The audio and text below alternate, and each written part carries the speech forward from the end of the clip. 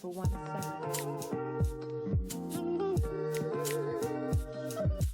Mama's on the throne, her baby's singing. Mama's on the throne, her baby's singing. Oh, we can laugh and talk, it won't be nothing. And I won't leave you empty. 5 years old when I drifted off them city blocks, tired flocks, traded in for sonic youth and twisted rock. I hold these truths like a hand of a man who disappears, like a baby gram when it ends up in my hands. Black, intellectual, my property is properly packaged and sold to mouth breathers. Maldives, step this way, you are a true believer. You are a true believer. I was raised by a goddess with echoes running down knowledge of hot step and bubonic. The way I followed this music, August rushed me out of my house, unscathed by the trust issues that come up, coupled up with industry rage. But we rage, and we rage, and we rage. We keep on raging, then we rage, and we rage, we rage, we rage, we rage, but we rage. Mama's on the throne, her baby's singing. Mama's on the throne, her baby's singing. Oh, we can laugh and talk, it won't be nothing. And I won't leave you empty.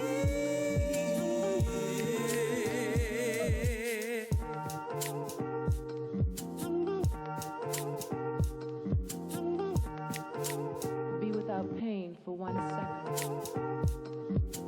Mama's on the throne, her baby's singing. Mama's on the throne, her baby's singing. Yeah, yeah, we can laugh and talk, it won't be nothing. And I will never leave you empty.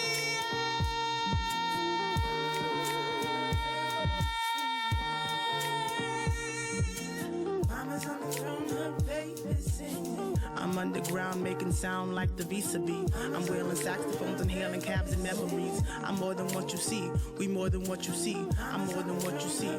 We more than what you see. We're more than what you see. I used to stay quiet while inside scream, why?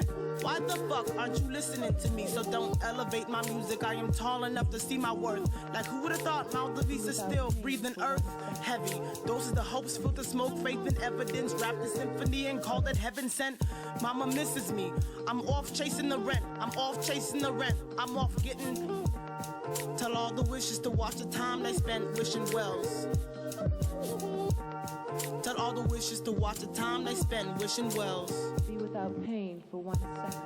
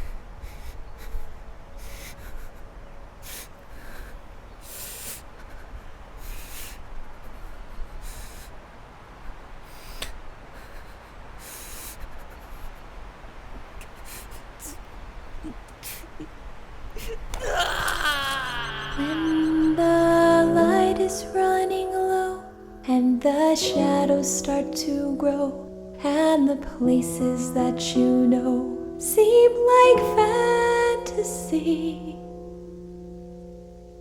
there's a light inside your soul that's still shining in the cold with the truth, the promise in our hearts. Don't forget, I'm with you in the dark.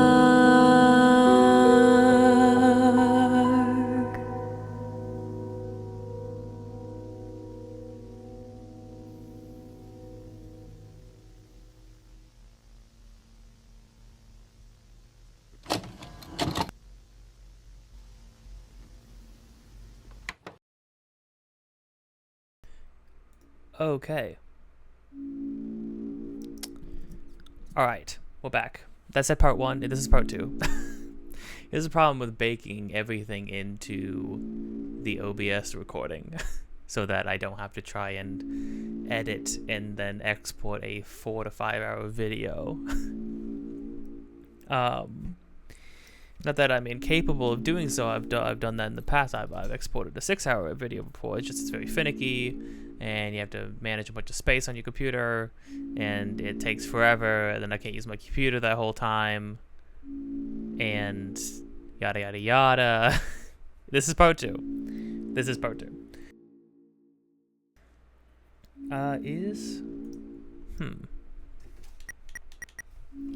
I'm not getting audio through my headphones on my computer, and I don't know why.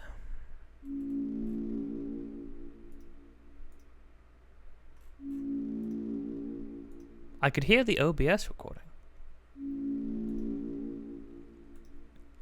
but I can't hear the game, even though I'm tabbed in right now. Well, anyways, that's fine. Last time, I mean, it looks like it's capturing the recording. I need to hear the audio too, though. Last time we started chapter 1, got maybe a little more than halfway through it, although it's a little hard to gauge how long chapter 1 takes depending on how thorough you are. I am intending on fighting I'm assuming every single chapter has an optional super boss of swords. That seems to be what the pattern has been, at least for chapter 1 and chapter 2. Gotta dig deep for that cryptic weirdo lore. But yeah, chapter 1 has been an absolute delight so far. I mean, it really sucked me right back in. Just because I think it tells a very simple but yet very, very sweet story in its time. And I think it instills some expectations or some ideas and lessons in the player for what to expect moving forward. What's interesting, it always starts on this eerie boot up thing. It's very strange. Very minimalist, not even a title screen for booting up the game. Very, very strange. You're just thrown into what seems to be some sort of like old school program, like the green on black. I don't know, very odd. Definitely need to get this audio working though, so I'm going to figure that out for a moment. Truly no idea what the heck was up with that. I just rebooted the game and it worked. Very, very strange. Okay, last time we found out that there's something that we can talk to Seem about. Should I call him Sham? Is his name actually Sham? He says it's pronounced that way, but it's just spelled Seem. Yes. Eh? What are you talking about? Prisoner with an odd manner? No, you couldn't possibly be talking about him. I see. After all the trouble I went through to lock him up, or to release him. Now that you mention it, it could be troublesome if he was left alone. Yes, perhaps it's better if you heroes dealt with him now. After all, it's not as if whatever happens will matter in the end. Perhaps a little chaos might be fun. So then take this. You're so driven, find the two pieces. The other two pieces. Get someone to fix them. I'll even give you a hint. Walk where the stars don't shine. Anyhow, if you succeed, come back here and tell me. Good luck. If you can call this luck. No, it's more like a curse. So that's interesting. He says he locked him up, but he said it's not like it matters in the end. It's not like it matters in the end.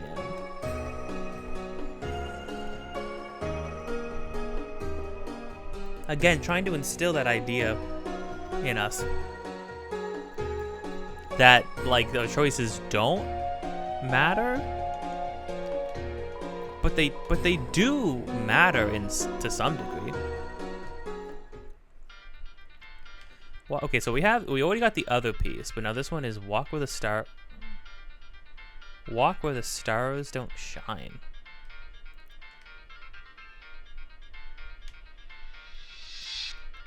Have we done something like that before?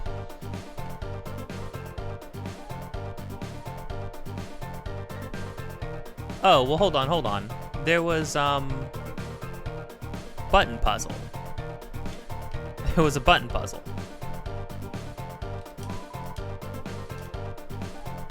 That we couldn't do.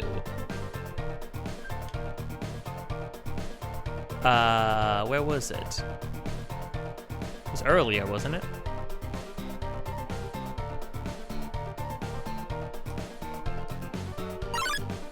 Don't do it. Why can't we just be friends? Oh, actually no, we want to have the...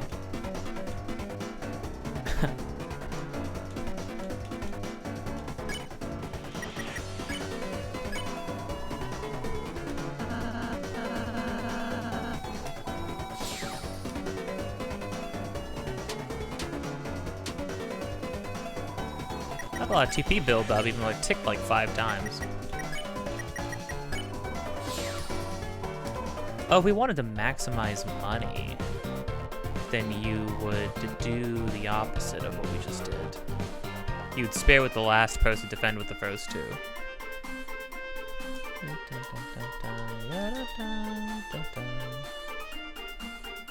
Music's too good.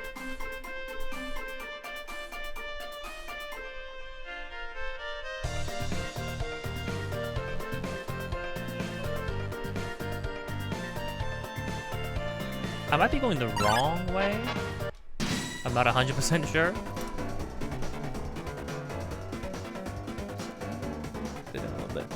The audio levels last time were not phenomenal. It wasn't that bad. It could be worse. I'll convince you. You defend. And then you spare. Was utterly swayed in a matter of seconds.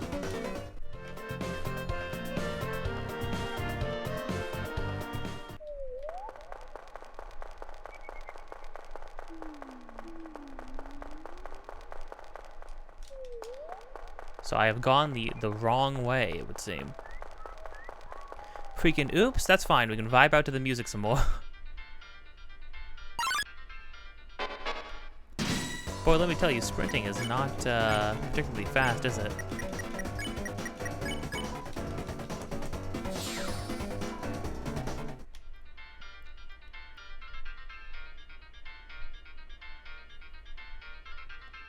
Not that I mind slowing things down to vibe. Hello, Cakeman.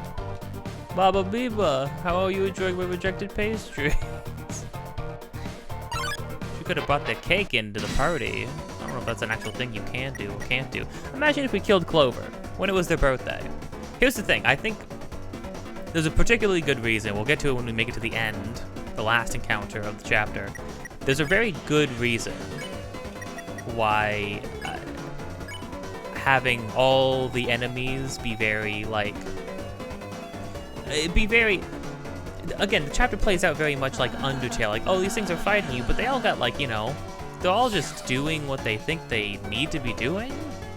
You know, it's just a matter of circumstance, or misunderstandings a lot of the time.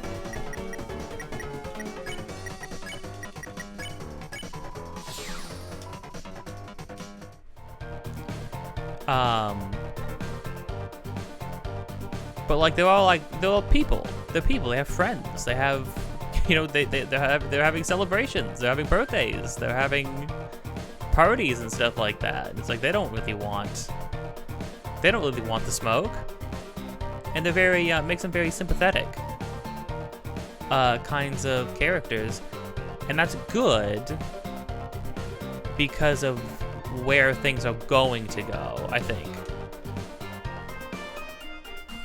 Why does the one guy not get a beanie? It just doesn't seem right.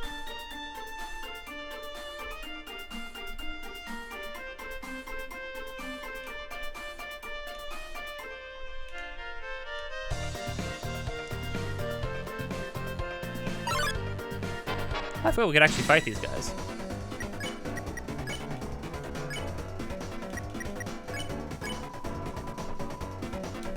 I mean, the flatter is just, I'm making tea later. Would you like any?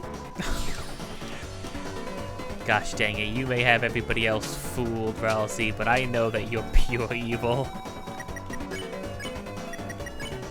Which would sort of play into, you know, spoilers for Undertale, I guess. At this point, it seems kind of crazy, but yes, this.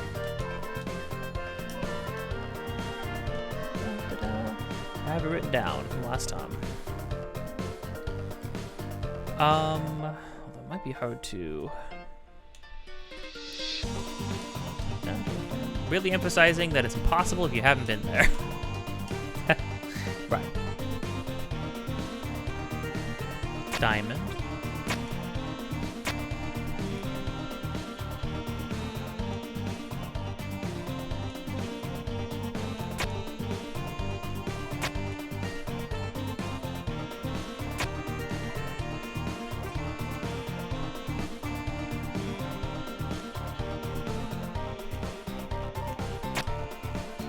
But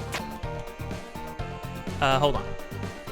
We go diamond, swap it, diamond. It's a heart now. Keep it. Quite no. I'm screwing it up. Okay, hold on. I mean, assuming this is the correct combination. Well, because no, this is gonna do spade and diamonds no matter what. That's how we want it to be. We do it like that. Make that a spade. Boom. Spade. There it is. Oh, there it is. You open the treasure chest. Inside was broken key C. The broken key C, new key items. There we go. We already got the other one because we already did the. Because I knew to be looking out for secrets last time.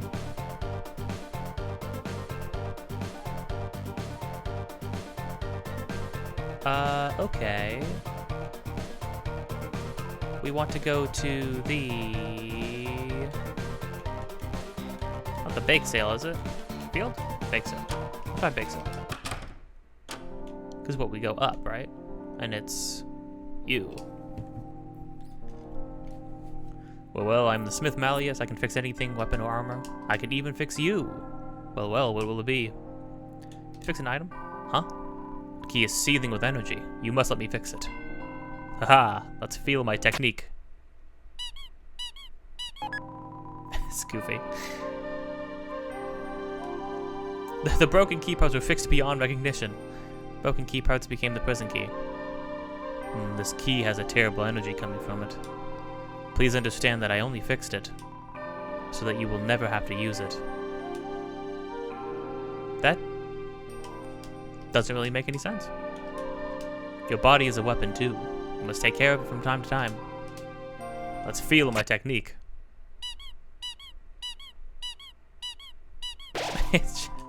Somehow, everyone's HP was restored. Man, I wish I could beat myself with hammers and then heal my body.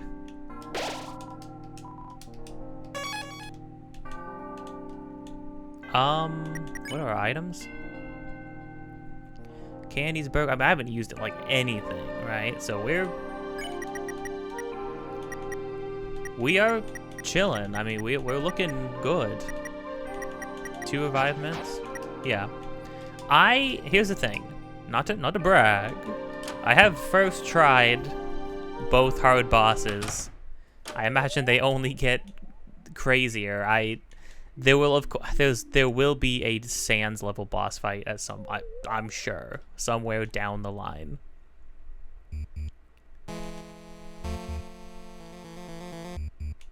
As much of a nightmare as it will be, and I will do it.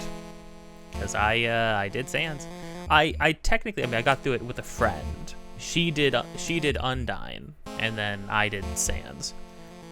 Just because both of those fights, it was like one of us was picking up on one of the fights faster than the other, and after a certain point, we were alternating. But after a certain point, it's like, I feel like you're getting this a lot. You're getting this down more.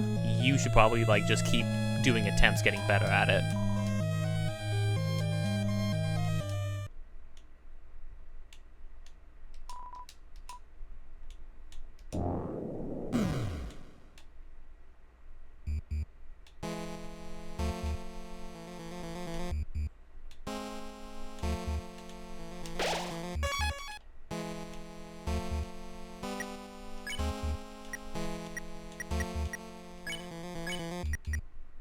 Oh, forgot to guts up. Sounds like it would do a real thing, but I don't know if it does.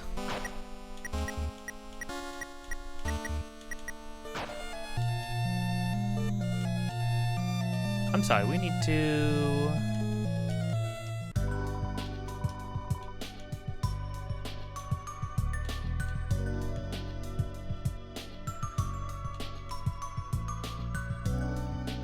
Homemade weapon homemade healing up. Better healing? That sounds like it actually does something.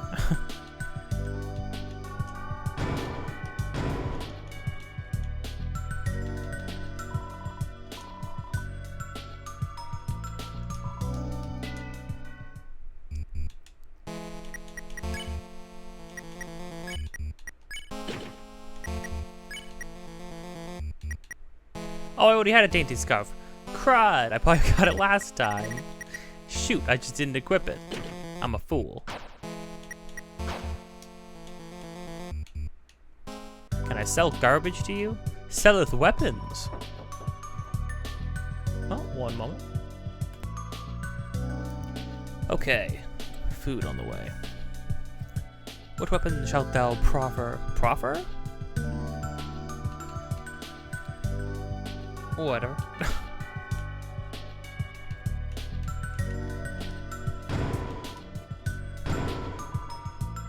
I shall make use of this. That's good. Hopefully not against us. You have none? Oh, okay. The look on its face, jeez. Hold on, I said returns.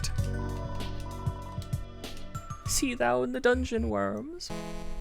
Hold on, where was the ability to go down? Must have been a different elevator. I need to go through the rooms on their own. Oh no, it's this one.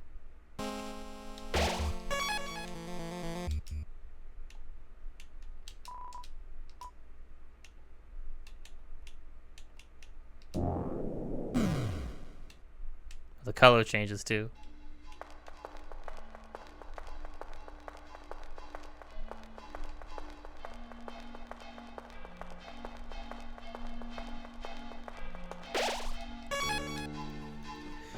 Well, already here. I thought there'd be a little bit more scrounging for key parts, but it's kind of ahead of the game on that one. The key. Marvelous fun is about to break free. Won't you let yourself outside? I guess. I remember when I got to this part, I was like this, cause you know, after experiencing Undertale, you boot up a new Toby Fox game, and you're sort of expecting there to be a everything hits the fan moment. You're waiting for like the mask to come off, and for the game to start showing its hand. And this guy starts to scratch at that a little bit.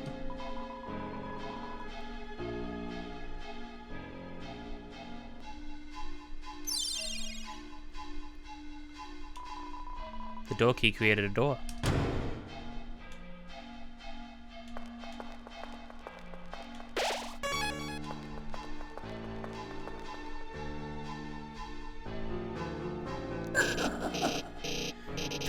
Visitors, now we can play. Then after you, I can play with everyone else too.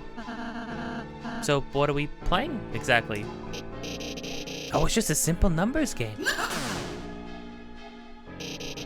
When your HP drops to 0, you lose. That's the kind of game you want to play, huh? I gotta warn you. You're dealing with a couple of sharks. Shark to shark. I wouldn't have it any other way. Now, let the games begin. And also the song just freaking pops off. Okay, so this is kind of one of those instances where it's like fight him, act only. It doesn't really matter.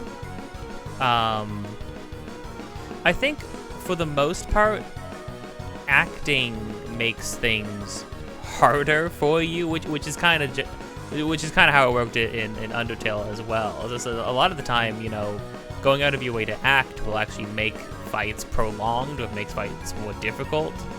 I want to.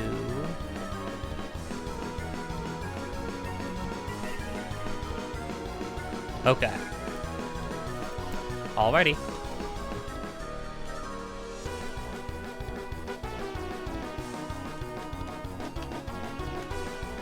Oh, I'm trying to like press things and induced tired 50%. Oh.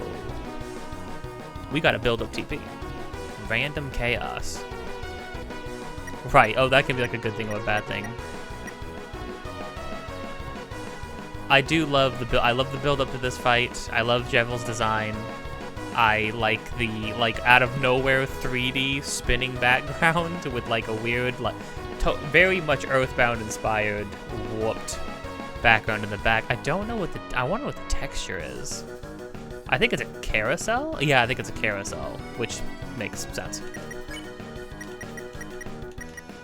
In that case, I mean, we can build up TP a lot of ways. I guess we just defend it. You got magic, you got Rude Buster. Right, rude damage. Chaos. Also, voice acting out of nowhere, actual voice lines. Star Providence, don't fail me now. I was born in these mines.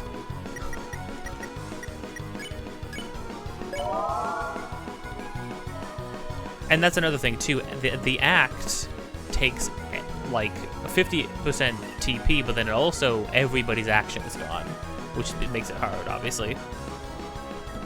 Kris gazed strangely. Jevil's next attack weakened. Jevil became more tired. Shall we play the ring around? Oh, I forgot how that one worked.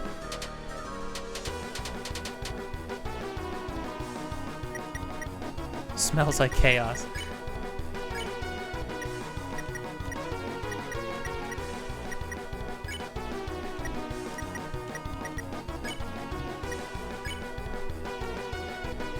Heal one ally. My heart goes out to all you sinners. Some wacky freaking bullet patterns. I think that's the thing. In Star Providence, bullet patterns followed very much like bullet hell rules, and then in these games, it gets a little wild. Susie spun something around.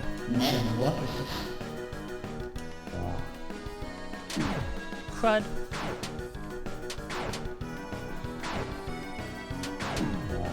Oh! Ralsie is down and turned into clothes?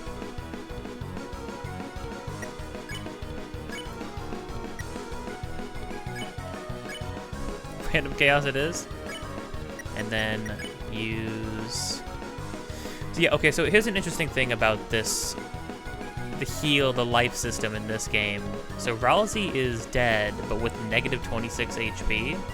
That's why you can use healing items to pick people up, but the more you get, like, they might get hit so hard that it's like negative 100 under their HP pool, and then it's like, well, you'll be healing them off like forever, for like an eternity.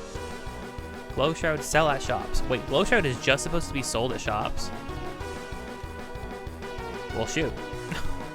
But a revivement will fully restore a character, I believe. So around just got slightly more tired, and it's nothing but a useless bird. Well, shoot. Like the animation actually made an animation. Oh, going for Ralsie again the moment I get them up. That's freaking rude. Okay. I think we pirouette. Yeah, I think we go for a pirouette, and then you defend, which gives you the ability to heal yourself. Never before seen Ralsie healing animation. Only in my game. Nobody else has ever seen this before. Felt comforting. Oh, the random chaos was a heal. Well, shoot, that was redundant. I mean, but you never know. So, crud. Jeez. Oh, I can't believe it. Oh. Oh dear.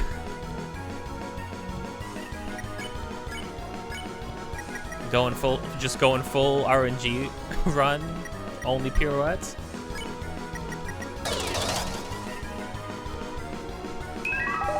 Everyone's HP got jumped. Oh, not this one. Okay, yeah. So Kris now has Susie's HP pool. Susie now has Ralsie's, which is not great for her.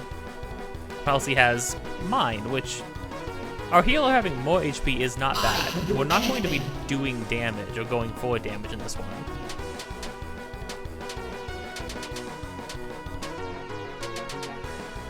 Ooh. Do we go for a big one? I think so. Well, we have the chance. Ralsie chanted something. Who keeps spinning the world around? This attack I'm okay with, because it's got a very understandable pattern.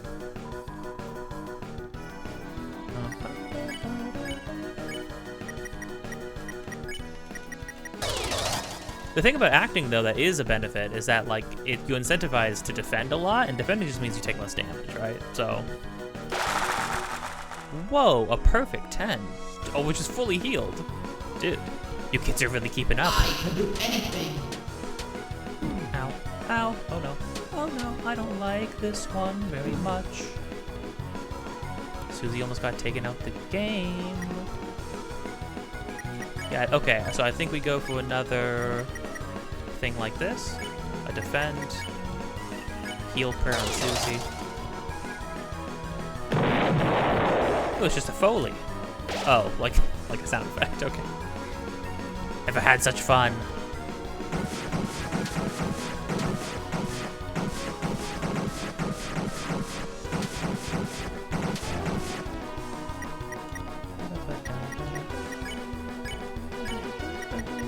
I'm keeping up, like, wearing him down every turn, though. Jevil felt at ease. Jevil's defense dropped. The beauty is joying in my heart. Ugh. Trying to voice act while, the fear of bullets. That one was okay. Oh, food here. Never mind. BRB. Okay. Food has been devoured. Incomprehensibly. We're sitting pretty right now. Nobody needs anything immediately.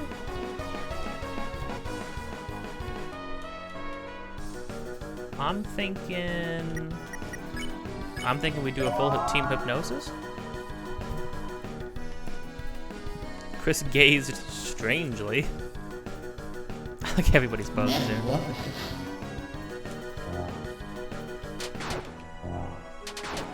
Oh, God. Oh, no. Oh, jeez. I mean, okay, I feel like getting hit by the big red ones worse than... than what could happen otherwise. Is he slowing down? Tranquil. The dance defended the party. Cool. Whoa.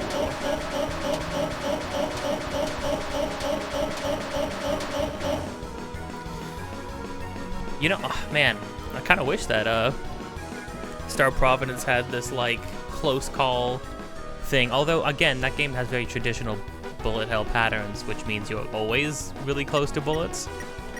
To be honest, like, you're always just standing in pockets. Full team hypnosis again.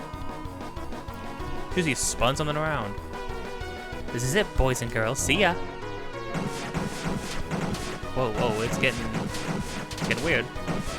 Ow. Oh, it's like all...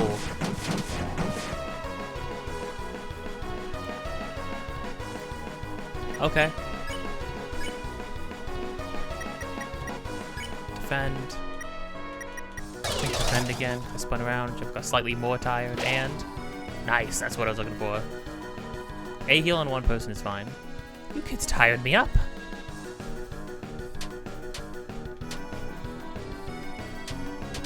I believe you. Yeah, I really believe him right now. I'm actually really, Oh, he is sleepy?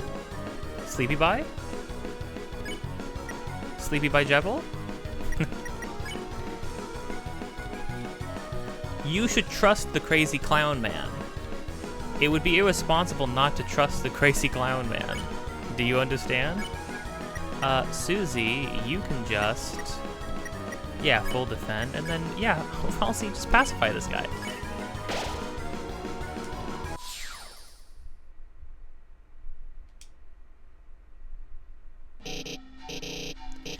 What fun! I'm exhausted. You kids tired me up. Now I will sleep for the other 100 years. Unfortunately, you kids cannot have such a pleasant dream. From now, a nightmare will awaken in your hearts. In the shadow of the Knight's hand. Light Nurse, can you stop it? Either way, a mischief, a chaos. Light Nurse from inside your little cell. Take this and do your strongest. Metamorphosis. You got Shadow Crystal.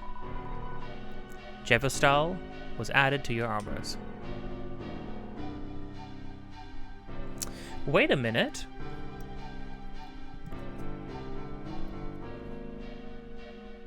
I tired him out fully? He didn't do his like game-ending attack. I don't understand. He has like a crazy big final, you know, like Sans-esque big final attack, you know what I mean?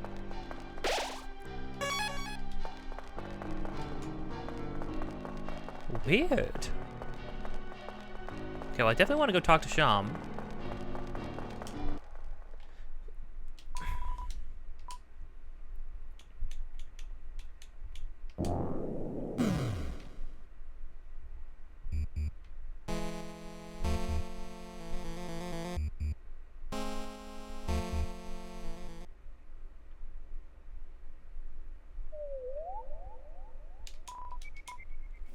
I'm genuinely confused. Because normally I feel like he would get tired slower. Like you would see him slowly start to get tired out. And then you would, like, it would seem like he's about to stop, and then he goes even crazier, goes even faster. And I got all the stuff for it. Deltarune. Jevil not doing final attack. Beating Jevil before his final chaos attack is possible with some luck and damage control. Did I just do too good?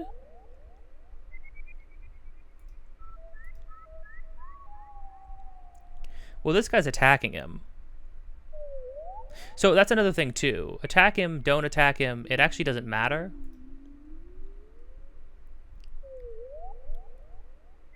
The same thing will play out, I believe.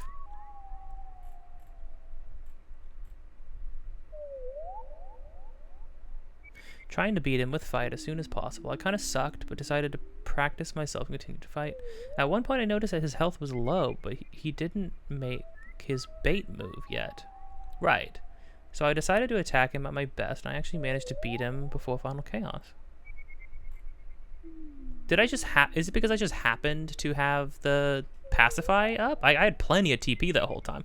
Genuinely crazy fight. I did extremely well during that. Like, everything, I just got really lucky on a lot of rolls too.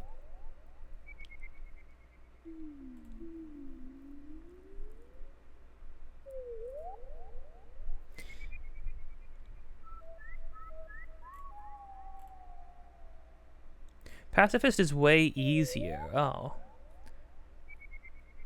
I wanted to fight him, not just winning. Also, I think fighting him is much easier since you heal and defend while you attack him. Exactly. No, I mean, that's why I think that,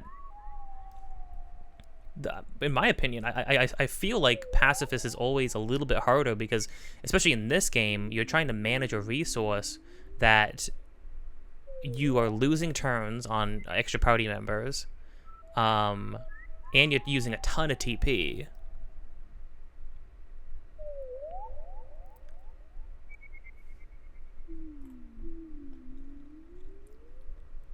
Huh. Yeah, I genuinely did not know you could get. I'm actually kind of sad. I was waiting for Final Chaos. Dang, we're not even an hour in, and we've already gotten to Jevil and defeated him.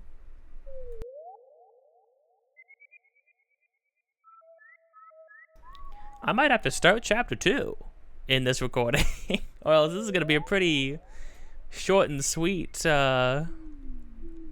short and sweet part here. I mean, if I want to upload this today, which this is the day after posting the first part, might just no. I mean, we still got a whole epilogue portion, so let me message somebody real quick.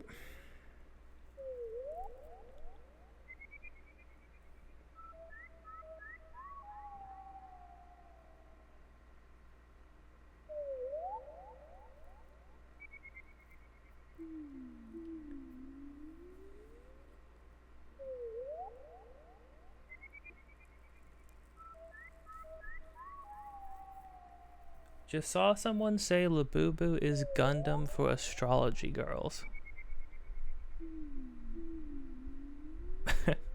What is Labubu? I'm sorry, I need to pursue this train of thought now. Labubu. Oh, it's those things. Yes. Is Gundam but for astrology girls? That is screwed up, actually.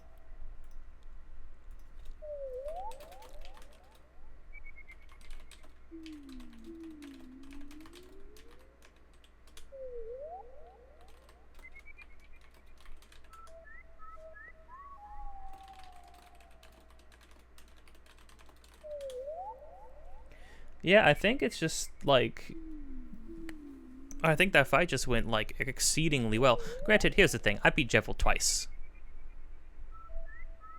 And got through his final chaos. Had some messy fights, let me tell you. Had some messy fights. But I got it done.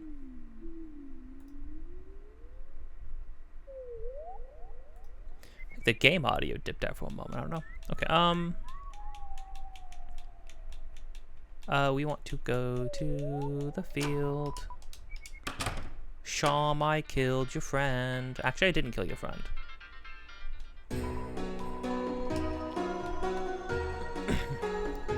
Oh, about Jevil, and we won. He was a funny little man. Once the court jester, I the court magician. A friend? I'd consider him a friend. Perhaps, perhaps not. He was the only one matched me in the games we used to play. One day he met a strange someone. Since then, he began to change. He started saying bizarre things that didn't completely make sense. Didn't completely not make sense either. Soon, he began to see the world as a game. Everyone as its participants. I feel like I'm dipping into like Jigsaw from the Saw movies. Do you want to play a game? As the court mage and his only companion, I was forced to lock him up. Or rather, lock us all away, in his own words. Since that time, the strange words he said have stuck inside my cotton. And my view of this world has become darker, yet darker. Reflecting on these old memories, I think perhaps I miss playing games with him. And I wonder, if I hadn't been asked to lock him up, would I have found a little more purpose in my life? Oh. Saying the same thing. Met someone strange. I think a lot of people are assuming that might be Gaster related. It's very sad. I like how much history, that you can feel so much history in such a short amount of dialogue. If I hadn't been asked to lock him up, would I have found a little bit more purpose in my life? You defeated him. You really defeated him? I see. Perhaps you three may truly be heroes, after all. But Jevil was just a taste of what you'll face from now on. One day soon, you too will begin to realize the futility of your actions. At that time, feel free to come back here. I'll make you tea. And we can toast to the end of the world.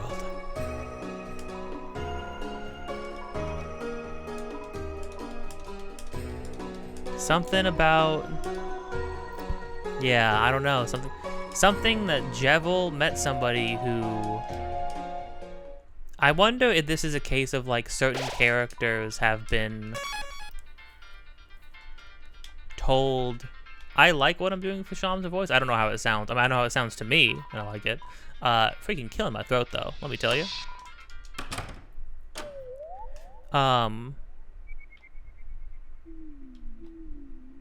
What people have been... This feels like another case of, like, people have discovered the true nature of their world. Like, within their world, we already have Darkners living an existence that seems, in Ralsie's words, bound by Lightner's will. By the existence of Lightners, by the presence of Lightners. Which is bad.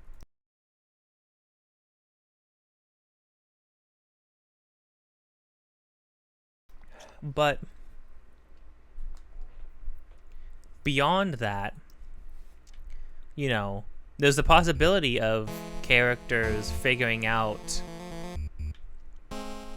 what their existence is in the context of this being a game world that can be reset. You know, a game world that can be reset, where whoever is steering can just endlessly reset, can make whatever choices they want every time, and then just reset and throw everything away, no matter what they've done.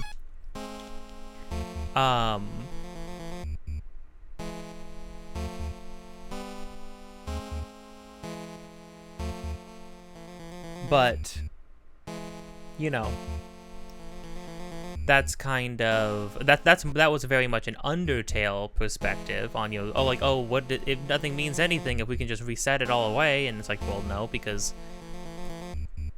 the value in your life and your choices, you have to find the value in your life and your choices, right? Undertale's perspective was sort of like, you're still making the choices. It doesn't matter if you can reset it and reject it all. You're still making the choices. That's why it matters. The choices have still been made, you know? Like, people have still been affected. Just because you can unaffect them on a whim.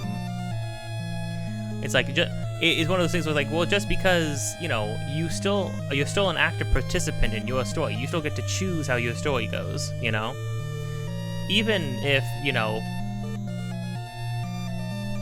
even if you believe in predetermination or whatever, the problem with that idea in me, or like even if you believe that we don't actually have free will, it's like, okay, yeah, but from our perspective, that doesn't change anything, because we're still going to do what we were always going to do. What we were always going to do just means making the choices we would have been making. Nobody's making you, even if somebody is, quote-unquote, making you, like a god out there is, quote-unquote, making you make choices, right? You're still making the choices that you would have always made, even if they have been laid out before you. That God of War Ragnarok, when you get to the fates, the three fates of the Norse mythology, the can't remember what they were called. They kind of play with that idea too.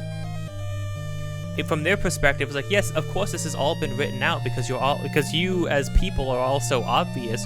You are only ever going to choose one thing. You're only ever going to choose one way. Just because you know just because you know that we know how things play out doesn't mean like you're not making your own choices. It's because you're making your own choices that we know what's going to happen. Because you know. Because you are only ever going to make the choices you would make. Which means they still matter. Enough, worms. Oh, here it comes. Thou mayst have cheatedeth through mine puzzles, but in combat thou shalt be scattered about. Come, knaves, prepareth for battle with... What? Whatever this is. Huh? It's the enemy from earlier. But its crown looks different. It looks the same? Oh, the first time they do that. One of the best things I've ever seen in like a RPG or just like a text box based video game ever is having other characters respond with like tinier text boxes like this. But its crown looks different. Looks the same? Yes, with my control crown, I may control any disc-shaped life form. Oh no, it looks like it's in pain. It looks the same? Yes, the control crown is painful. But I'm certain this creature will feel relief when it sees how much more pain there will be in. Oh, we're doing it again. Here it comes. Again. I forgot about this. Susie's idea. Alright. Susie, you want to act? What's your idea? Well, how do I say this? I kinda need you for this one. Oh, that's fine, Susie, I'll help. You want to apologize for it? Oh, you want to apologize. You want to apologize to it for earlier, right? Nah, I just need you to stay still.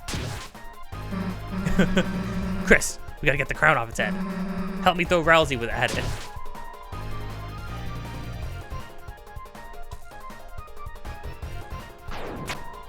What the crud? Crown loosened a little.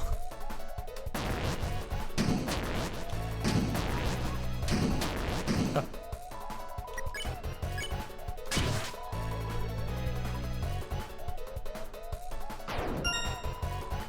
The crown greatly loosened.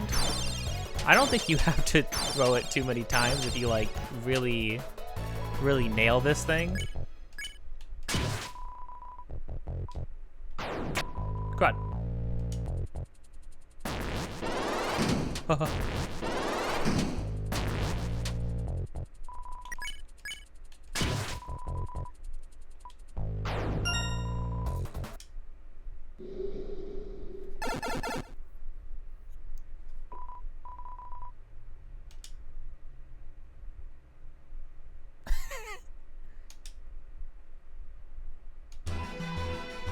Why, brilliant! Just brilliant. I knew you couldst do it. Thou great heroes, thou seest that it was merely a friendly test of thine abilities. But thou hast won, and now nothing blocks thine path. I, personally, could not be less of an obstruction. But you, good luck be with you, heroes.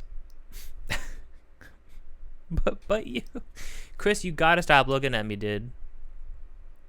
Kris, you gotta knock it off.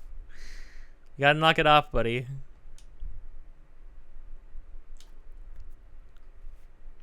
Oh, yeah.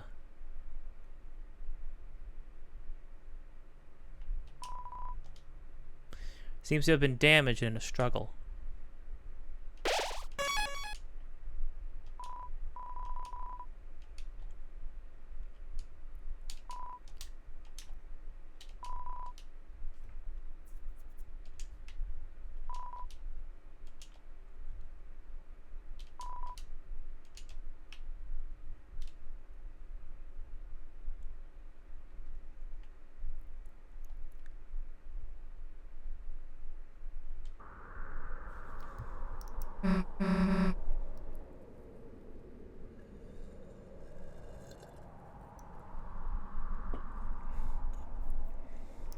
Taking a sip of cran watermelon juice.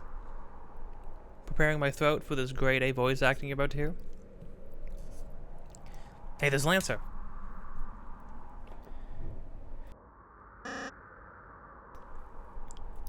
Father. Lancer, my son. Have you dispatched the light nurse as I commanded? No, but I did even better. Turns out we don't actually have to fight them. They said they could just talk to you, and they were alive. Yes, and I think you'll like them a lot. There's Susie. She's very purple and strong, and where are they now?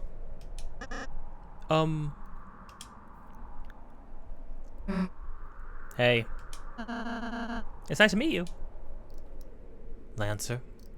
Lancer, my son. Yes, father? Do you remember what I told you? Don't get too attached. You have failed. They have poisoned you with their sentimentality. Free yourself, Lancer. They care not for you.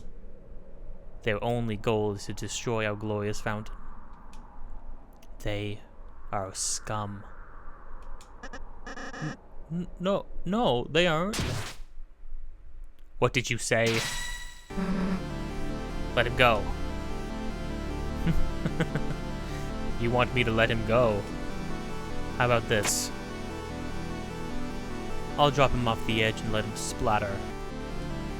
Unless you all kneel and learn your place. What will it be, Lightners? Don't listen to him, Susie. He'll... Now watch, Lancer. See what happens when you befriend Lightners. What the? You traitor! Come back here. Alright, enough already. Who the hell do you think you are? To my people, I am a hero. To you, I'm the bad guy. Gosh, his portrait is terrible.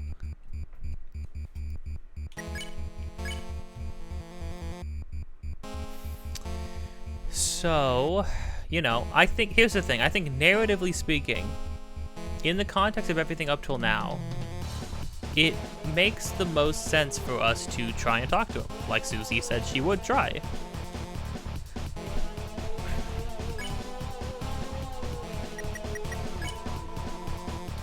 Susie tried to reason with the king.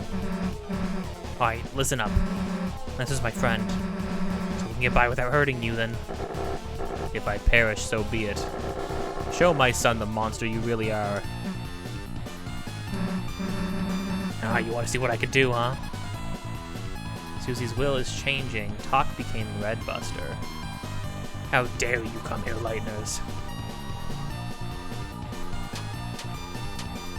I mean, this ain't gonna be like Jevil levels of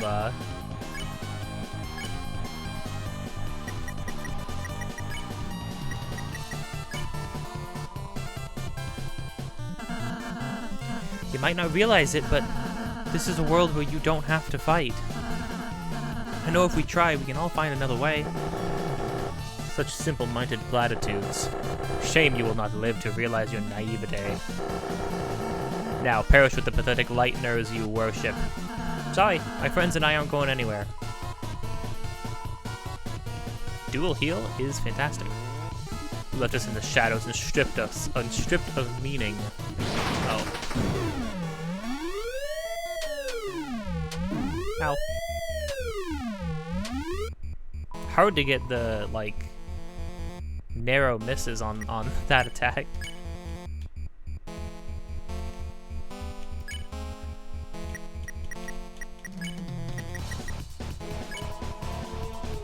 Tried to reason with the king. Silence, Lightbringer. Your very existence goes against our own. By the knight's will, I shall shatter your heart to pieces. The knight. It's all about the knight. Became courage. You dare return to torment us again?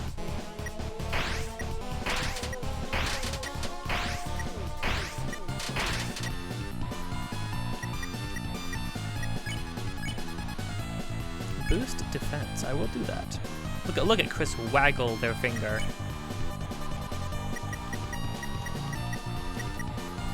Now, if I remember correctly, is this one of the ones where we have to like hit him enough to slow him down? We don't have any other way to act, or do we just like wait for him to tire himself out?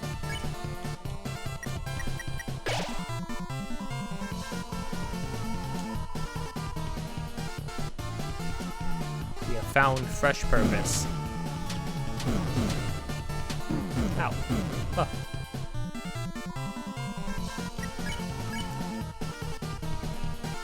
Red damage. Oh, so dual heal heals everybody. Boost defense.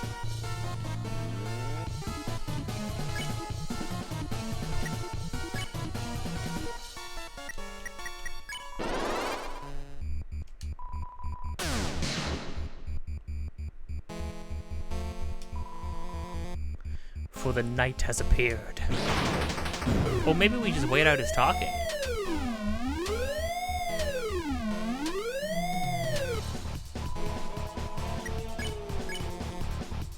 It might be waiting out his talking.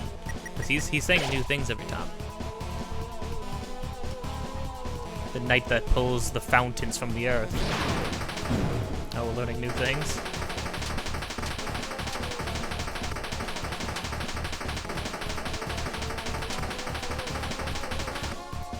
Such interesting attack patterns. King's mouth gave a berserk smile.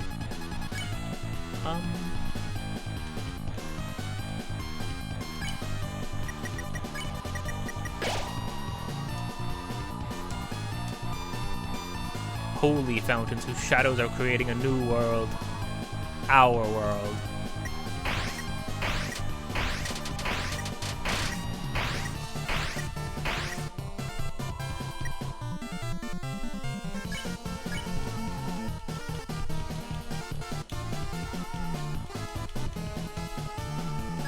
I'll do a dual heal, just for the sake of it.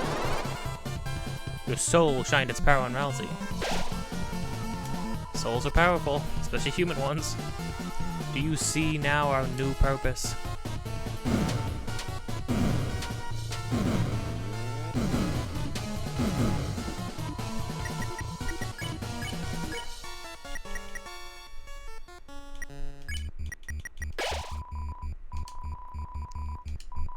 Soon this world shall be blanketed in darkness, and darkness shall rule it. People who can't seem to exist without some outside help, some other thing powering it, is pretty familiar ideas.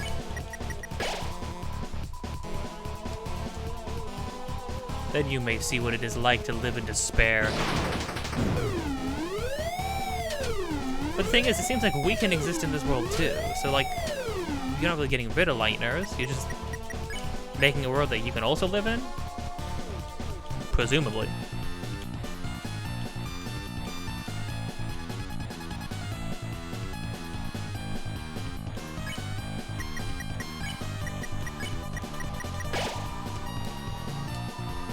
Now enough talk. Fall before a chain of justice. Oh.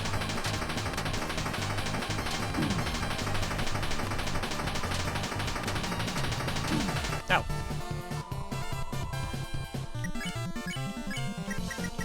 I mean, we're just totally topped off right now. You're quite strong, aren't you? Ow.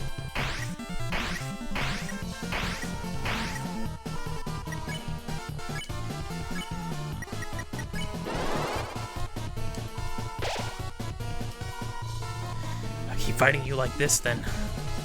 Yeah. Okay, yeah, so this is a wait 'em out.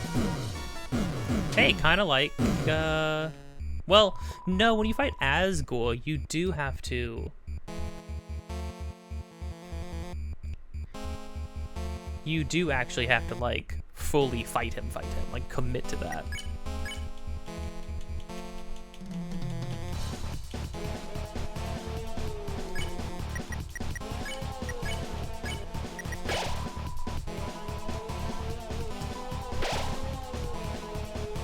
Seems that...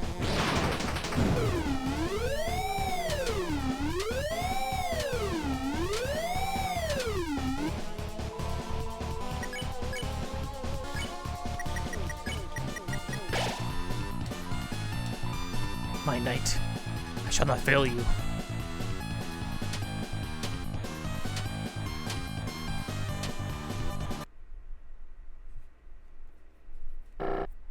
Enough is enough. I see that I cannot defeat you. I have grown exhausted from our long battle.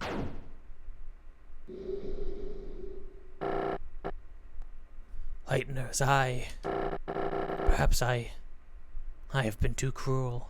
The truth is, I was not always this way. There once was a time where Darkners and Lightners lived in harmony. A time where Darkners could fulfill their purpose in peace. It would be a lie to say that I, too, do not yearn for those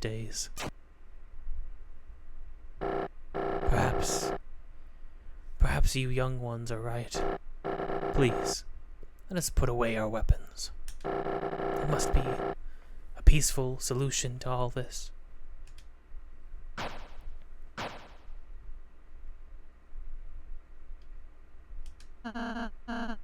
Come now, Susie. I'm glad you're starting to realize, Mr. King. None of us really want to fight. If you can just tell us about your worries, I'm sure we can all be friends, Mr. King. Yes, friends.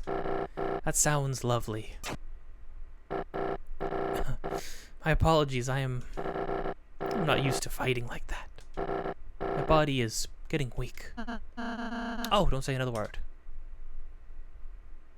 See, we can all be friends, just like Undertale. The king doesn't really want to fight people. It's all a misunderstanding. He doesn't really want to go to war with Lightners. Just like Asgore. Didn't really want to do what he was doing. There, you should be all healed up. How do you feel? Let's see.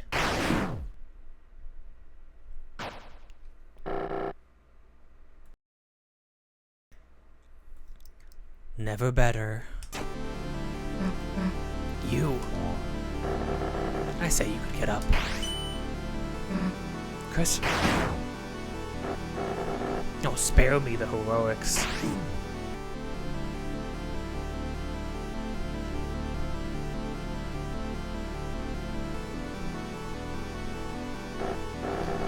You're the leader, aren't you? So, what's your plan? To laugh? To cast us all back into obscurity? You can't even say. Young one, let me tell you a secret. Quiet people piss me off.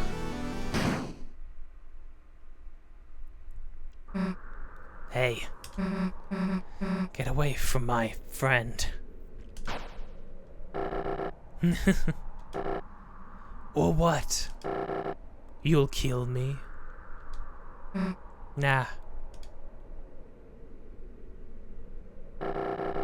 So what's your plan then? To talk me to death?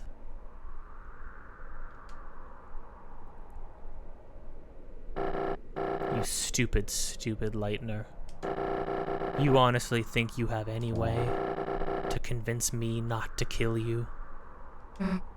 Nah, but they might.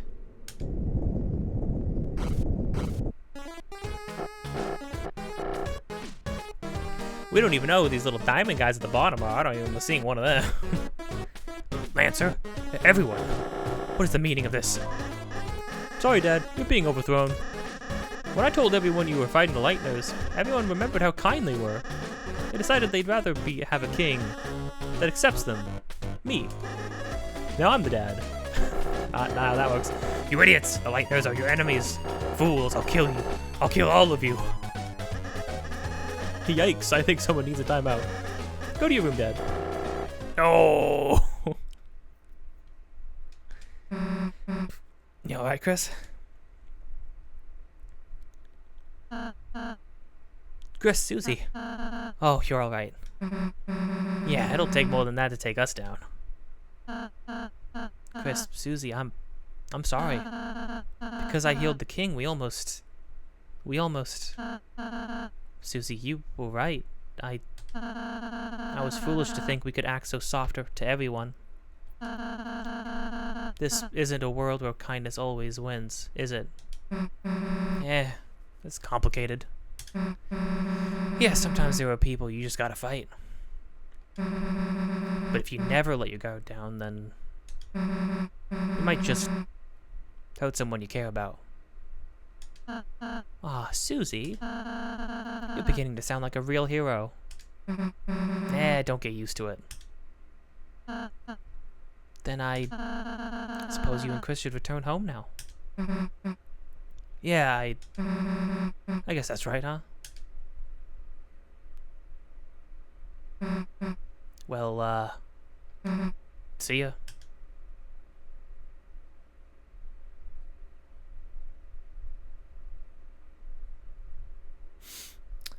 Yeah, I think I like trying to spare the king, like you've been doing with everybody else, because everybody else has more than showed. They was very forward about how they do not want to be fighting you. That is not their jam. That is not what they're about. That's not what they're looking for. But the king, I think, is a really interesting character because unlike literally every single character in every single character, even the most bloodthirsty ones, even Flowey, could be stopped through pacifism. Because that was the point of the game, was that violence does not always need to beget violence. You know what I mean? You don't always need to choose what in that game was considered the easy way out. Violence was the easier option. You get stronger. You blow through enemies. You quote unquote your enemies, you know, people who are in your way. But just because it was the easier option does not make it the right option. Even against people who are committing violence themselves, it was not always the right option. That's nice, and that's a good message for that game and that game's world, and that's a fine message. This game is handling that idea, I think, with a little bit more nuance and applying it to more complicated situations where the people in this world, they didn't deserve to have violence done to them because they were just acting under their ruler. They were being forced to do it. Or otherwise they would be locked up, or as the king said, I'll kill all of you. That's the kind of person they were like, you know, who was their leader. I think it's very interesting that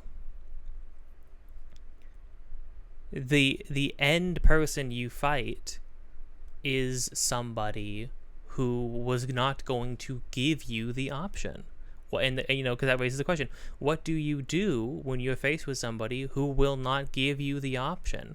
You can choose only kindness. You can choose only pacifism, and then be killed, and watch everybody you love be killed, and watch everything you care about be killed.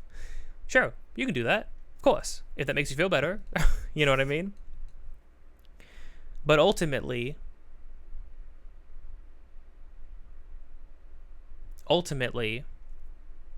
you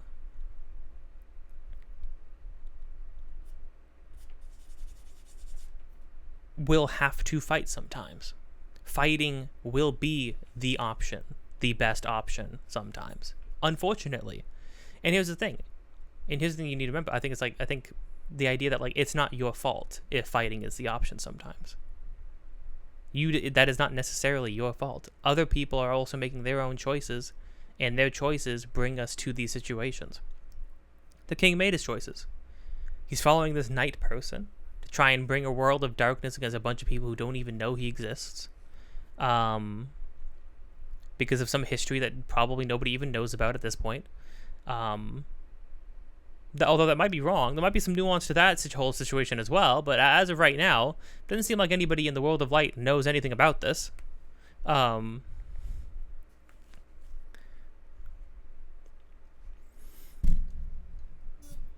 And you are in the crossfire of that. He overthrew the other kings who did not want any of this. He's basically being a dictator to his people who do not want any of this, who do not really want any part in this. And then at the drop of a hat, when he realized that he was being overthrown, he said he was threatening to kill everybody, which would include Lancer. It would include all their people. It's sad. It's disturbing. That's the kind of man he was. He was a violent man, a violence-only man, you know? Violence was the only path he was going to take, or willing to take. So I think the game presenting you with a situation where, like, you can pacifist your way throughout this whole chapter, but ultimately at the end of it, the pacifism almost lost you the day.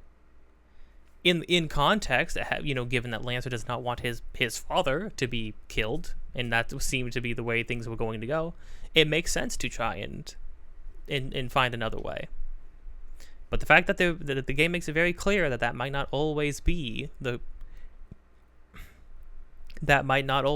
appropriate path, and like the Deltarune Undertale official thing said before the game came out, hey, sometimes there will be moments where you must spare people, and there will be moments where you must fight people. So fight with conviction. And it's more so than an Undertale. In Undertale makes it very clear that within the context of that game and that game's world and that game's characters, choosing violence ever is considered a faux pas. It is considered a negative thing, which obviously works in that game, and I think that's a very good thing about that game. Is that at the spoiler alerts again for Undertale, presumably if you're watching this, you've played Undertale. If you've killed anybody, if you've leveled up at all, then Sans will judge you at the end of the game. And sure, he might give you the pass, but depending on the choices you've made, depending on who you've killed, you can kill his brother. And even if you only didn't kill anybody else, you could just kill just his brother, and he will despise you, because of course he will. Because what? You think just because you only killed one person, you're fine? Everything's okay? Even in the context of this game, don't take lightly your ability to enact harm onto other people. Believe me, I'm not a pacifist. I believe that pacifism is inherently selfish, but I also believe in people's right to be selfish in regards to their own morals, in regards to their own safety, in regards to the safety of the people they love. But even though I'm not a pacifist, you have to come to terms with your ability to harm other people, and that is not something to be taken lightly. If you are a strong person, you need to be aware of the ramifications of being able to harm other people, but yeah, I think this game, I think this first chapter is just masterfully, within this first chapter, lays the groundwork for everything that's to come. That it is not black and white anymore. We are moving up. we're moving up to handle more complex situations. Huh? Kris, you wanna go say goodbye to everyone, don't you? Yeah, well, if you're gonna make me, I guess we can go back for a bit. Let's go.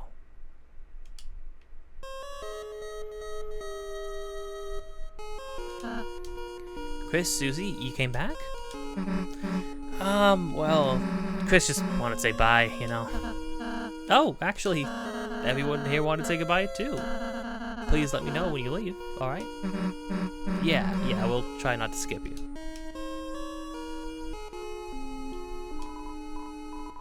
Way to go, kids. Now we can go back to making puzzles we love. And thanks to your donation, I could buy a new hat and some shaving cream. Oh, I did notice he is shaved, yeah. Best, you're the best. Honestly, we owe you. Oh, honestly, we owe you. Oh, you're absolutely amazing. Okay, well, I'm done talking to you guys forever. Be great, be work. I think I go back to being a coat hanger now. By the by, I asked Osham to come here, but there wasn't any interest. Really? That's...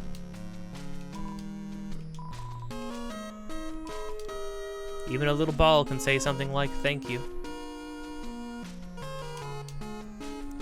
Down, horsey. You've been done us a big help. Now all in us pieces can live in pieces. You did it. You ousted that rotten tyrant. I'll happily accept a bounty of credit for my contributions. Unless the king reappears, in which case, I did nothing. Wonderful work, mine amigos. Thou hast toppled us to the tyrant, freedest our creedest. Truly, our history shall not forget the tale of Uxel's card and the three heroes. What the part where you tried to kill us? Ah, an interesting historical theory, is it not? Nonetheless, the evidence precludeth such a thing. What evidence? I shall give it thou a plate of worms for thou silence. Deal. That's his look when he's panicking. I knew you could do it. Though I was your enemy, I was cheering for you. That's how much I dislike my job. That's really all it takes sometimes. The future looks sweet, like a pile of bees' puke, which is honey, I think. A kingdom with so much hope. Hope you didn't screw it up. That means thank you. Come to our next B-Day party soon. We'll have one soon, if that's possible.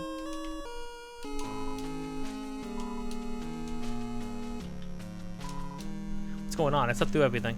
Oh.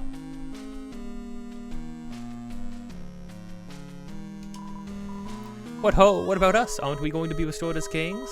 Ah, my treasure is unharmed? Carry on then. Jeez. Us animals decided it's okay if the kings stay in cages as well. But they'll have to put on animal ears and noses. That's crazy. Not that you should be in cages either, but jeez. I'll be honest, at first we weren't sure who to make our new king. I mean, Lancer has always been a bit of a pain. But after seeing how nice he treats you guys, I think he'll be fine. Mamma Mia! What a celebration everyone is here. This must be the birthday party I made that cake for. Clover's birth, such a sweet occasion. I might cry. Actually, this whole thing is like our fault. Oh, Mon Amiga, then you're Clover's mother? Now I understand why you ate the cake, to protect her. Oh wait, no, Wait, if I go along with this, I can get more cake. Clover's mother, please sample my cakes anytime. Do I have to be Clover's mom to do that? Yes, that's my arbitrary rule. That's crazy. Susie, blue person whose name I neglected to learn all along. I thought you were going home ways. We were, but Kris wanted to say bye, you know. Oh, really? That's funny. I thought you wanted to say bye because we're friends. Huh? I mean, I did not want to. To the king now, huh? Yes, and I'm changing some big rules. First, lighteners are now legal. Second, prison is only for dads. That's it. Honestly, I would object to that, but my dad sucks too. So honestly, sure, sounds good to me. Sounds like some pretty good changes. Hey, your dad was protecting the fountain, right? Is it gonna be okay if we mess with it? I have no idea. But it's you guys, so I trust you. If something bad happens, we'll fix it out. Yeah, we'll just see, I guess. Well, see you later. Come back soon. There's always room in town for a couple of clowns. You should tell your prince I say goodbye as well. Is he leaving? No, he's just a sweet little peach. Is he leaving? No, he's just a sweet little peach. Because you rescued it, it grew to respect you. Well, actually, maybe it shrunk to respect you.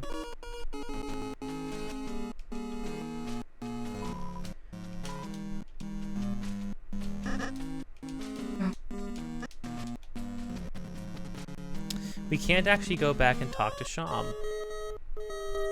It's interesting they make the note that he does not... So what did he say exactly? I asked Sham to come here, but there wasn't any interest. Because he doesn't think anything matters. He said so himself. He said now, like, from now on, you'll... Like, from now on, you're going to be dealing with much harder situations, much harder beings than that. And eventually you'll come to realize that how little any of this matters. And he's like, and when you do, come back and see me. I'll make you some tea. And we'll sit down and talk about how nothing matters at all. Kris, Susie, are you leaving? Hell if I know, I'm just following Kris. Guess we'll just walk to the right if we are.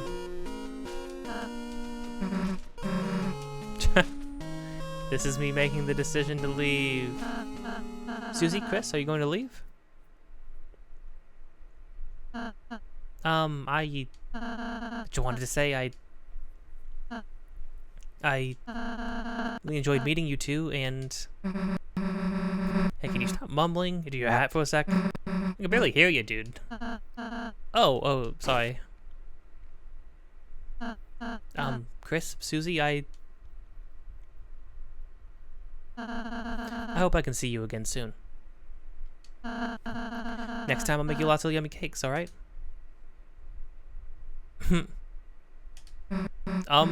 Yeah, sure, dude. Now, is that...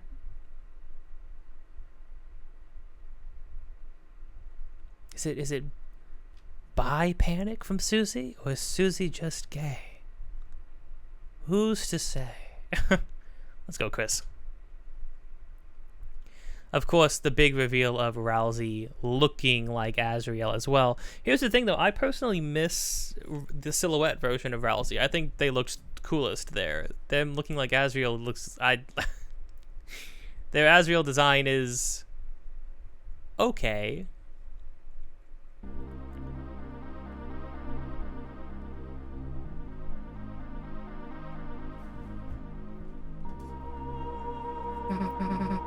Is this the fountain?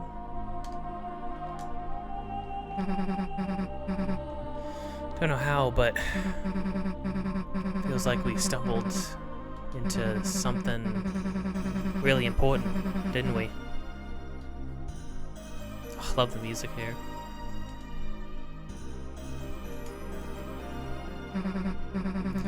Well, there's no time to think about that now. Right now, time to go home. Right, Kris? As you stood in front of the fountain, you felt something strange. It was as if your very soul was glowing.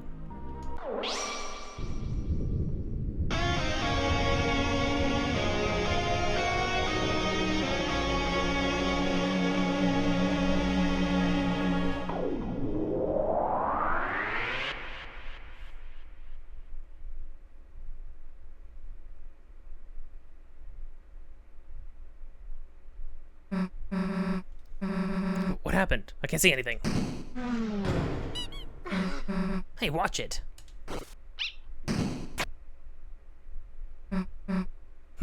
Huh? The unused classroom? How'd it get in here? Hey, Kris. What just happened? Like, that wasn't a dream or anything, was it?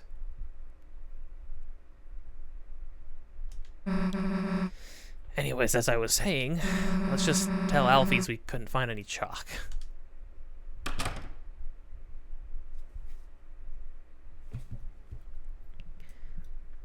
And so, the reveal of what was really going on? I mean, playing cards spill out of a deck in the closet. It's yellowed, poorly drawn picture of a green turtle. It's signed Alvin. Oh. And then we got like that, what looks to be Squidward, that image of Squidward, but long and very artistically drawn on the actual cabinet wall. Turtle named Alvin. It's a light switch. Something missing from the wall. It's a checkerboard. There are pawns strewn about. And then this right here. It's a worn down stuffed animal. Gee, I wonder. So this kind of begs the question, is this like a Toy Story situation? Do Darkners hate Lightners in the way that like toys in Toy Story grow to despise humans? Because they're eventually abandoned? Are Darkners just things we use? That like people, monsters, and humans use on a day-to-day basis?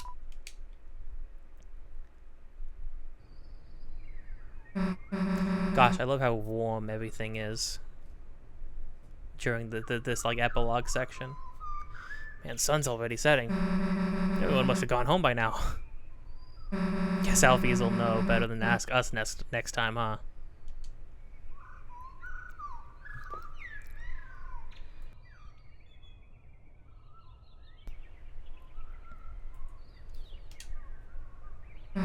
Well, guess we should go. See you later, I guess.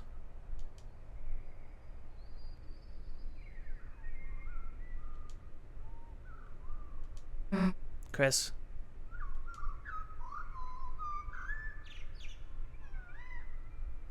Let's go back there tomorrow, right?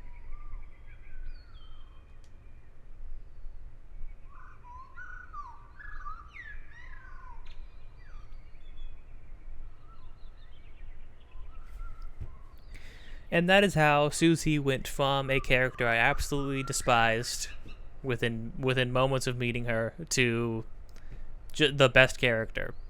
I genuinely think, I don't know, I've only finished up to chapter 2, but I genuinely think Susie is going to be my favorite character across both Undertale and this game.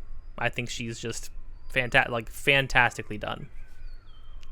I think her whole arc feels very natural and makes a lot of sense for her character.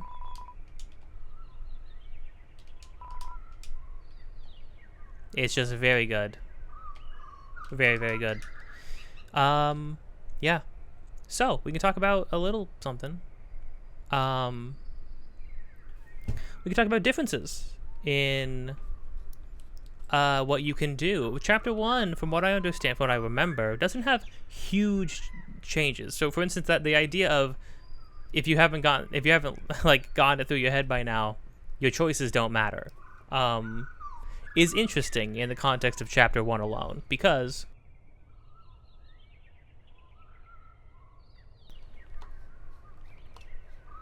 sorry, I need some water. Your choices don't matter in a sense, because what happens is you can do what would be considered a quote-unquote like a genocide run, right? Where you are just fighting enemies, fighting every single enemy, and fighting more enemies than you need to. Like going into each area, just fighting enemies. I don't know if they clear out like they do in Undertale, like if you can get to a point where there's like no enemies anymore. But the more you do that, the more aggro all the other characters become.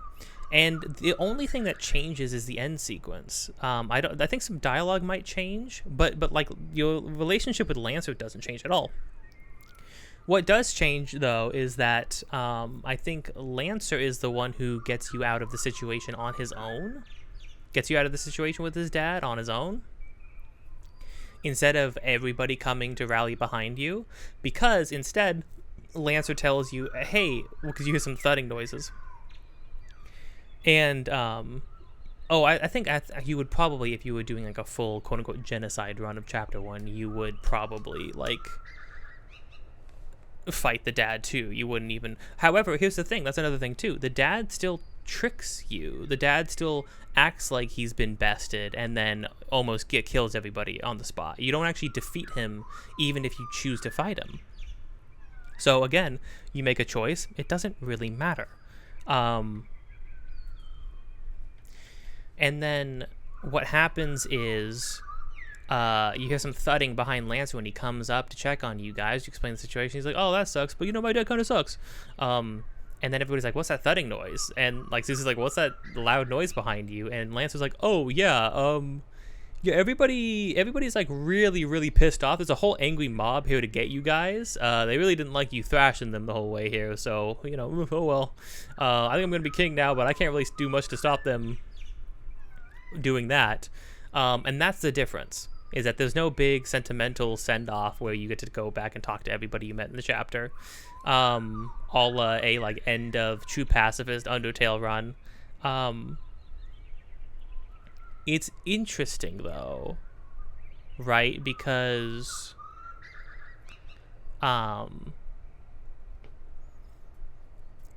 while things do change, like they matter in the sense that the circumstances in which you leave on, the note that you leave on is different.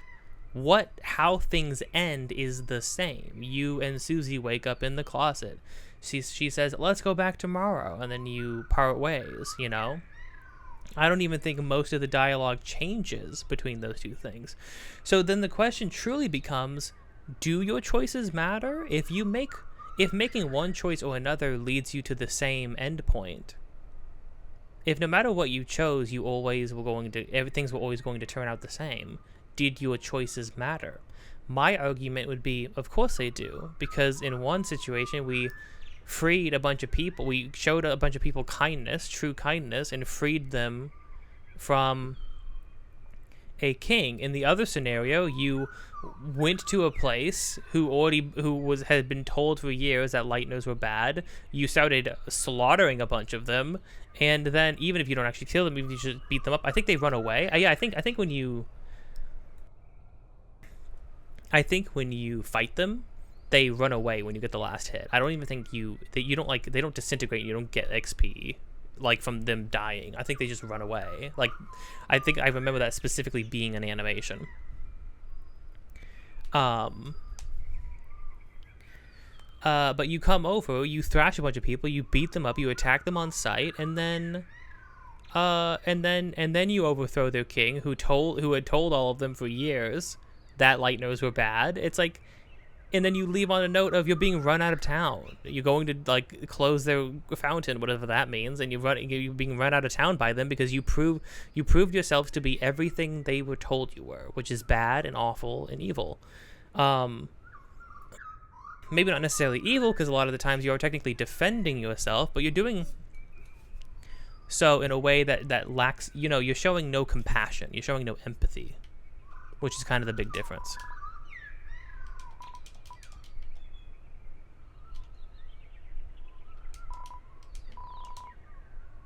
Everything felt peaceful for a moment. Computer is turned off. Everything felt peaceful for a moment. That's a weird. Does Kris know we're in a game? Is Kris flowery at this point?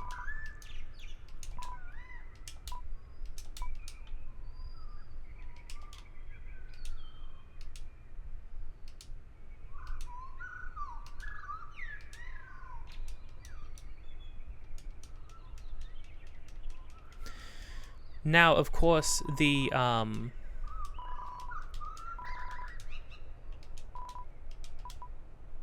seems to not be time for class. But, things do change. Everything ends the same, but things do change. Now, the big question, right, is, do you feel like breathing? Oh, do you like breathing, moving fast, with or without legs? But usually with legs. Join the cross-country team with Jockington and Noelle. There was only one classroom of people who go to this school. This used to be your brother's locker. Oh. It's your locker. It's empty. Oh, and you had lockers right by each other? Presumably a good... Miss Toriel teaches the younger class, obviously. Some kind of primitive sculpture. Who knows what it represents? The throne of the gods. I like that description for the stack of chairs. I always used to want to sit on top of the stacks of chairs like that for school.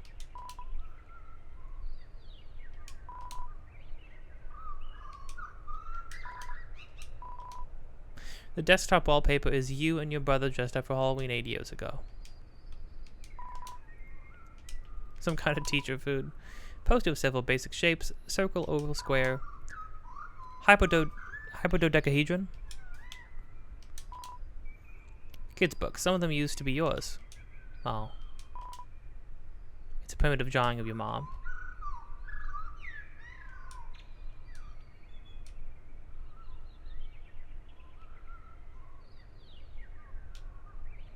I like how, and here's another thing I didn't expect from the game, is that when Susie walks away and then you're just here on your own in the real world again. And it's like, what is... Instead of the spooky sword, we have a Halloween pencil. Still have a bandage. We still have stats. Honestly, that's another interesting thing too, right? We have different... Oh, I actually never thought about this. We have different stats than when we're in the other world. In the other world, we had 90 HP. In this world, we have 10.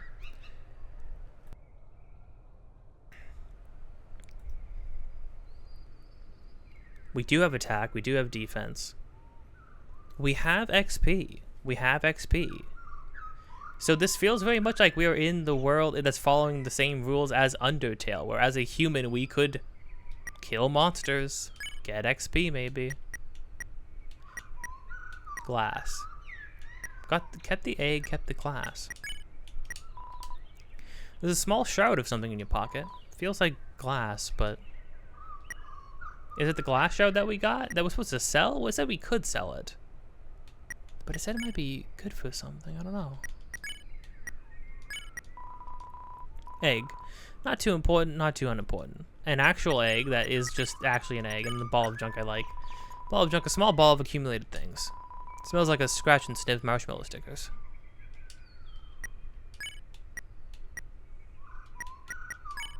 Oh, I like if you try to drop the ball of junk, the game's like, hey, bud, maybe you really ought not to do that. Kris? What have you been doing? I sat in the car waiting for you after school for half an hour. I called and called, but you never picked up. Your poor mother worried sick. Kris, I'm afraid I'm going to have to punish you. Huh? A friend? Kris is actually talking?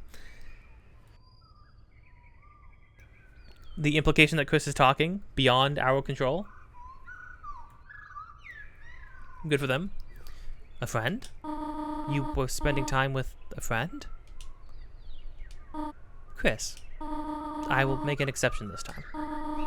You can continue your adventures a little longer, but when you return home, you're going to have to go to bed early. See you soon, honey.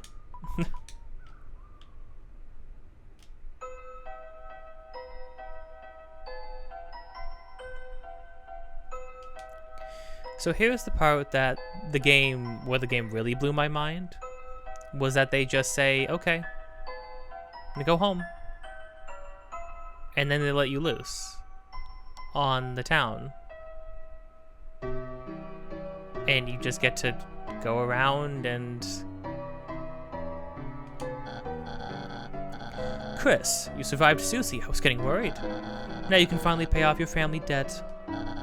How to Draw Dragons is 2,583 days overdue. However, Kris, I'm a benevolent volunteer assistant. If you turn it in this week, I'll reduce your fine to a mere $64. Consider it, Kris. I'm gonna kill you, Berdley. I'm gonna kill you. Kris, what's up? Caddy's working, so I'm starting on our project. I've already copied a bunch of pictures. It's the same picture of a soccer ball 73 times. Right on, right on. You could say I'm having a ball. Did you forget what it looks like? The front is perhaps a mauve dragon wearing lipstick. And as for her clothes, I believe they are, well, you know, Kris. I think you'll know it when you see it. Criminy. Gotta go to college, so Tem study hard. She's reading a comic full of hot demon guys. Right on, right on. You know, I do actually like that, like, as troubled as Kris may seem, it may seem to be mainly all internal and not much external.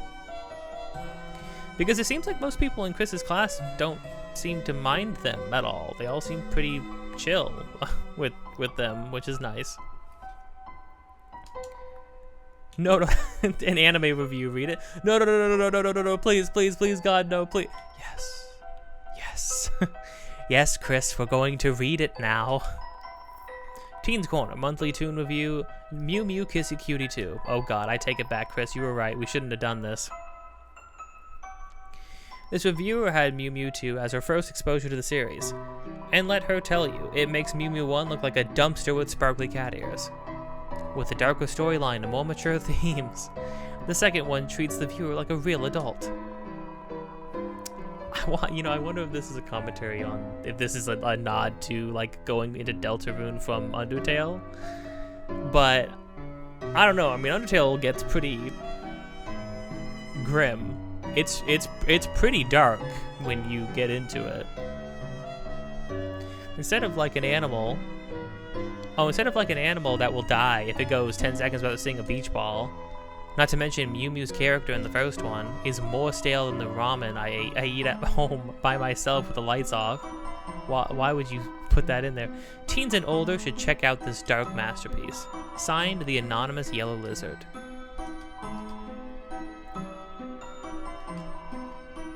the teen zone, where teens can be kids. A feeling of immense relief washes over you.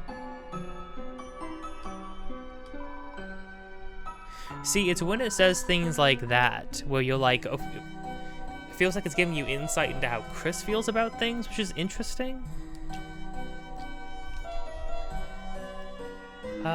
What's this song called? Hold on.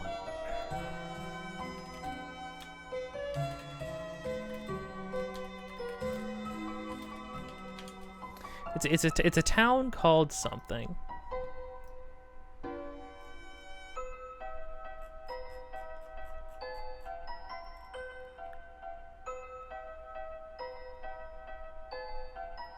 A town called Hometown. I was like, right, because the town is literally called the Hometown. It's so funny.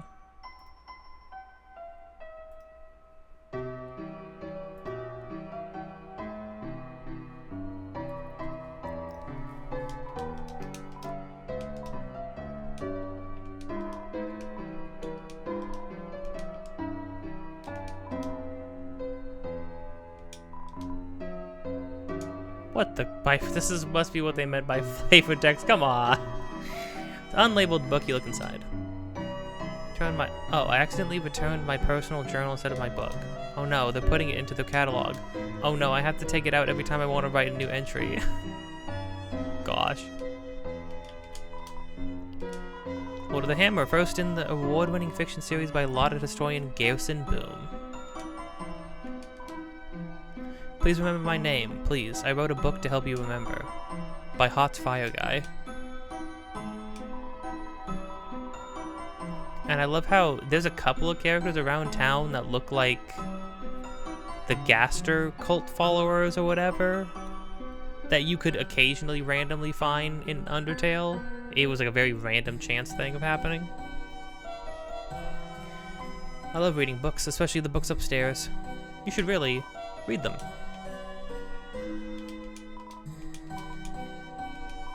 The books. The window of the computer lab. Seems to be a dog inside working at a computer.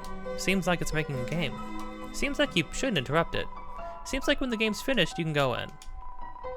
You just have to trust the dog. I mean, I guess I trust the dog then. I don't know.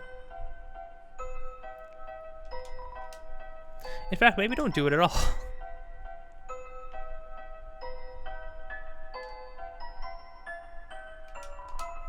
Police Chief Undyne is supposed to be directing traffic, but all she's doing is standing in the middle of the street yelling, "Get out of my way."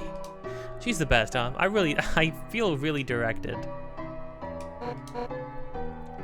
Hey punk, get out of the road. You're blocking the traffic.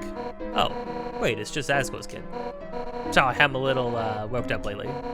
This job is so boring. Nothing ever happens in this town. Ugh. I just wish something would shake things up. Huh? Got something to report?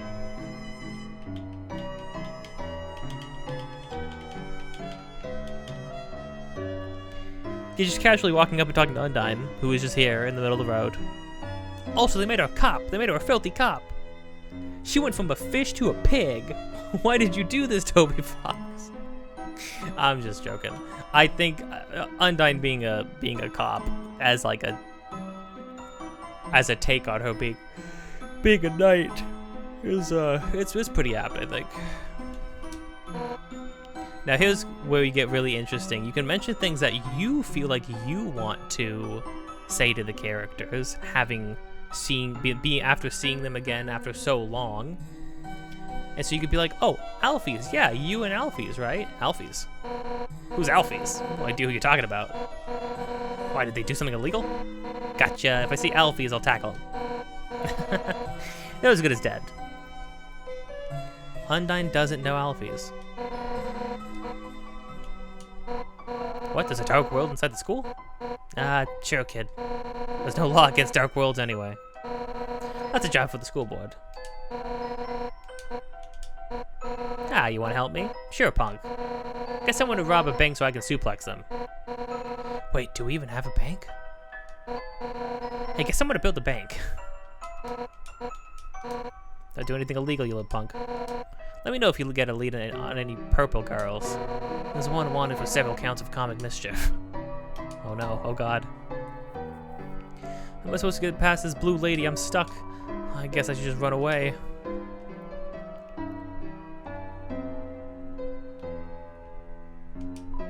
Oh, it's you. Are you here to play the piano again? Patients can't hear it well from here, but I personally enjoy it.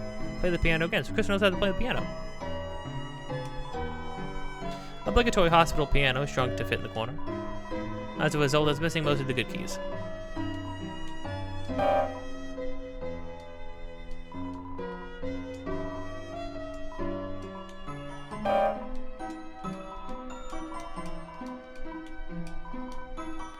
Your hands linger over the keys, doing nothing. You usually play the piano a bit more beautifully. Is everything okay? You do seem a little sick. Kris seems unwell, which is weird. Again, we don't know what Kris was about before peering into their life. One of those slide bead toys that naturally spawns inside of doctors' offices. The beads march grimly along their set path.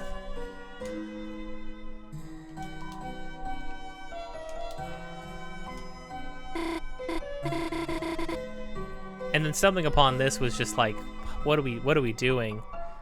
Dad, I can't just say that to her. Oh my god, I'd literally die. Noelle, sweetheart, first time I laid eyes on your mother, I walked right up and told her that she was a hot piece of work. Really? Yeah, she slapped me so hard I blacked out. Dad, that doesn't help at all. Anyhow, how's Dragon Blazers 3? You beat it yet? Nah, I'm still at the Ice Palace. I've been kind of waiting to finish it with you, Dad. Noelle, maybe you shouldn't wait. Dad? You should bring it here. I'm poor as hell. Fine, you win. I'll bring it next time. Oh, it's getting late. Guess I'd better go. I've got homework. Oh, that's the group project voice.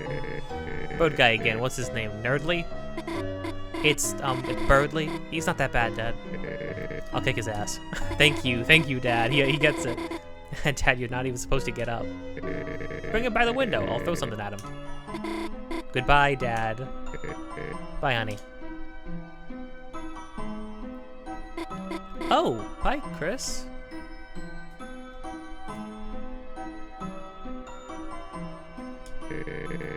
Oh, jingle my gosh darn bells. Looks like Christmas came early. Christmas. Alright, Kris, just give me the straight shot. Why you here? Did your mom make you come here? No. Really? You've grown up a lot, Kris. I'm proud of you. Was it too long ago that you were just the creepy kid next door? Yeah, you're the creepy kid right in front of me. Okay, seriously, you want to chat or something?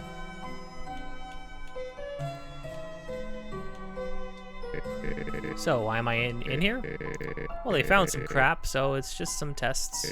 Yeah, it's no big deal. Nothing the holiday can't handle. I'll be out of here in a jiff. Then I can go back to I don't know. Yelling at you for getting tangled in a light display. I do like how walking around and talking to people, you get a lot of insight on, you know, before the story information on Kris, which is especially interesting given something that we will be talking about shortly, as the chapter is almost finished.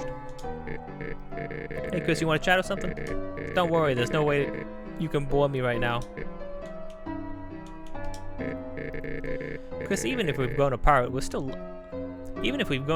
love your family. After all, I mean, me and Asgore were college pals, right? Oh hey, now that Asriel's off to college, you think he's doing any crazy parties like me and your dad? I'm just pulling your leg. Your dad was no party animal. Your mother, on the other hand, oof. She'd always fuss about going, but once the party started, yikes, man. Well, she hit me clear across the room with a key lime pie. I smashed into a snack table and toppled everything. Nasty pie, though. Oh, tasty pie, though. Couldn't complain. I'm sure Toriel would not like you explaining that. Yeah, she's a sweetheart, isn't she, Kris? Smart, kind, sweet, couldn't ask for a better daughter. I just wish she wasn't so defenseless. Scary movies, bugs, Santa Claus, everything scares her.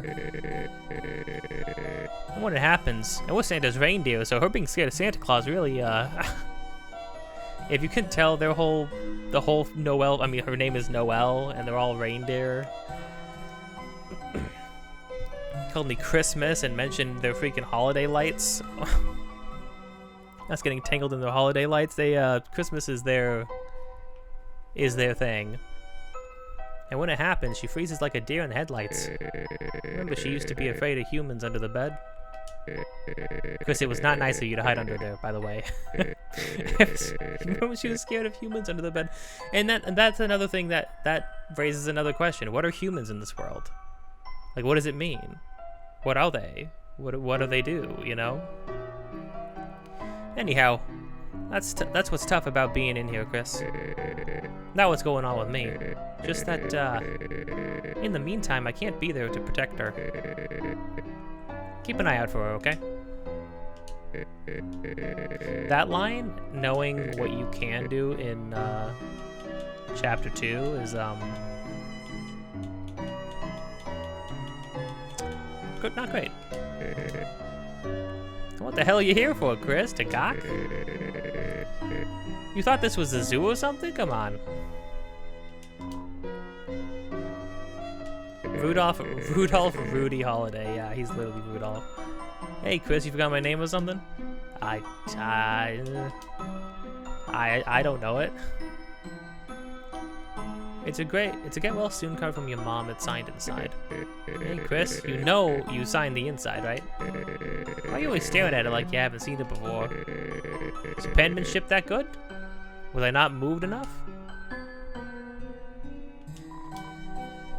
It's an angel doll. Its lack of facial features is unsettling. That angel? Noelle and Des made it in youth group. It's kind of like a good luck charm to me now. Oh right, you and Azzy tried to make one too. But you wasted the whole time making huge wings for it. Just a pair of huge wings? Nothing in the middle? I wonder where I've seen something like that before. Deltarune, it's the Deltarune. Hey Kris, that thing really more interesting than me.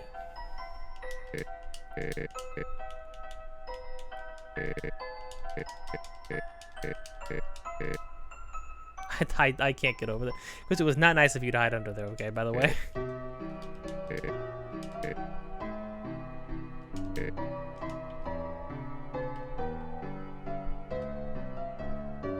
Ugh. This castle's white wizards relegated me to this healing chamber, but my blood is boiling for battle.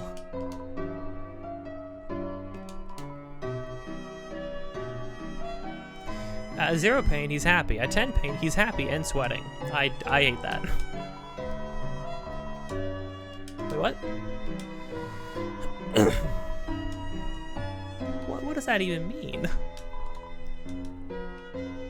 Because you know, I noticed this. It's a clone of the other sink. Perhaps there was originally one tall sink that was cut in half to create both of them.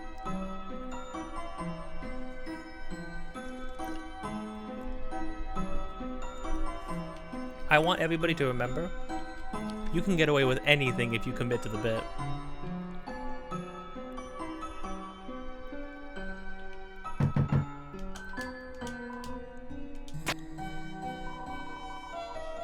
Oi! Seems like the police aren't really feeling it right now. I do like how Undyne's like fish carpet, like doormat, is in front of the police station.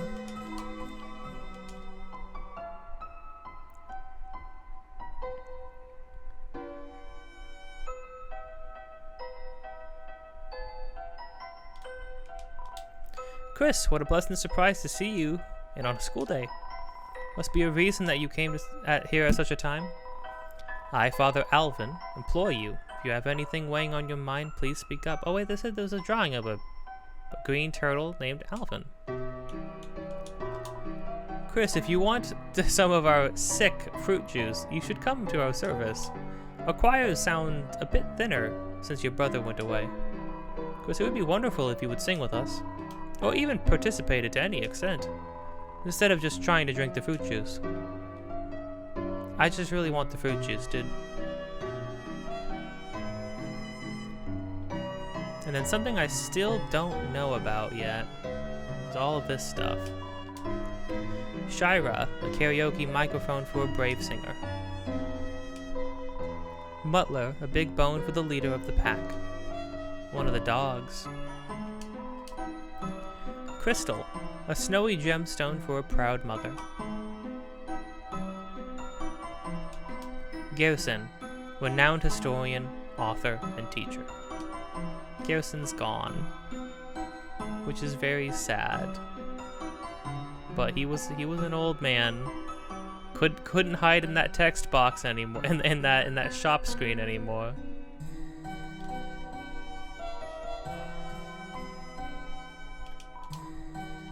Lemaire's charisma is about 0. No, it's negative.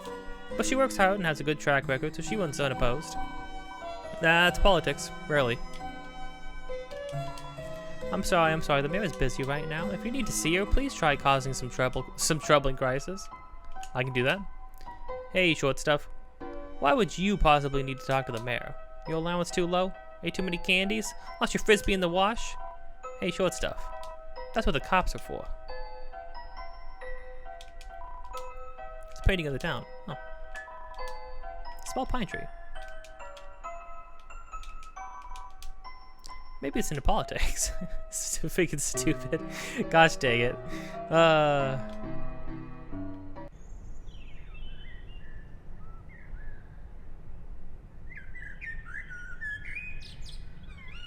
And truly, I think it's important to really take in the art, the simplicity of everything, and realize that, like, you can do this.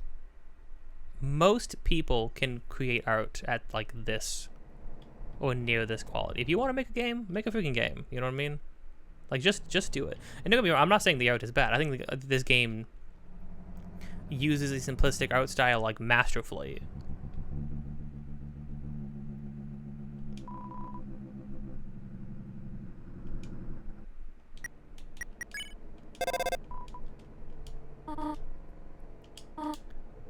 What? No, I'm not giving you a ride home. Our house is not far.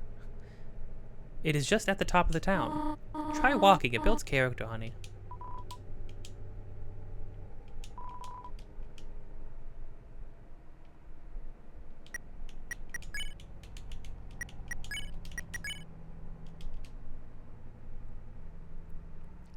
This is where I ended my fan animation for the game.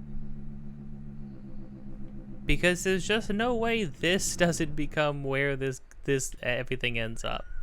There's just no way. You know what I mean?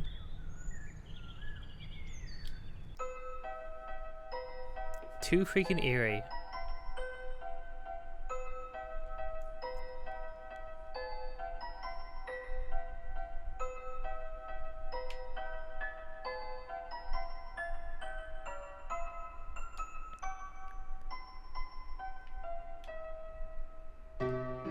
And then just casually throwing sands here. Like, here's the guy.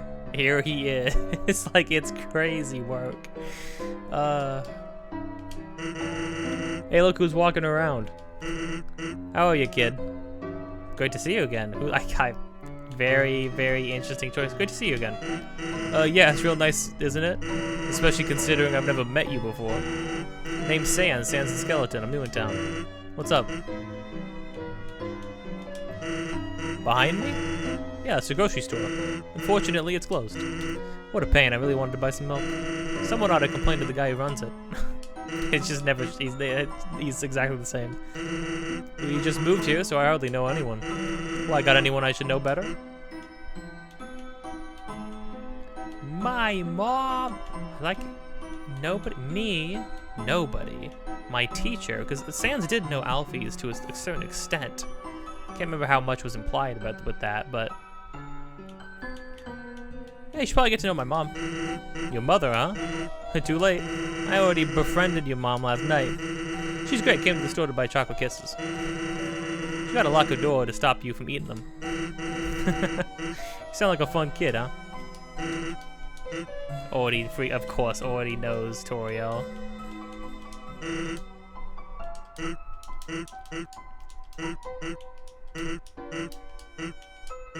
Alfie's? Oh yeah, I know about her. Came into the store with a suitcase and sunglasses. Thought she was part of the mob. She opened the case and stuffed it full of instant noodles. Paid in small bills. Then slunk out of the place. Pajamas trailing on the floor. Anyway, our relationship is purely business, so I guess I'll just let her do her thing. Yeah, you would let her do her thing, wouldn't you, Sans? I know you know. Whoa there, Tiger. You can't just jump straight into friendship. It takes time. Alright, that's enough time. Take this. Call it whenever you feel like.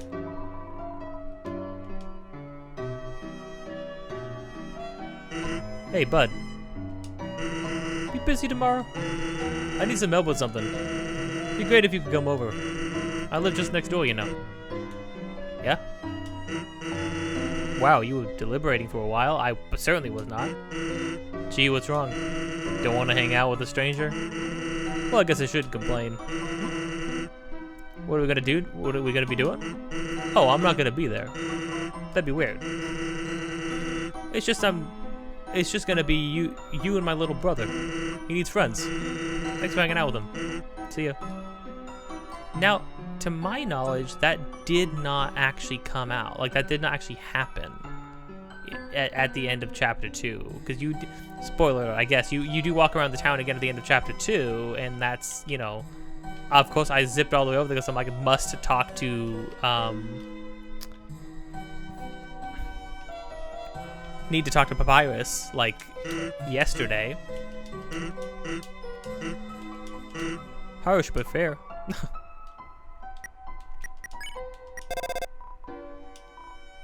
Hello? You have reached the hotline for idiot babies. Please press 1 for idiots, 2 for babies, 3 for idiot babies, 4 for none.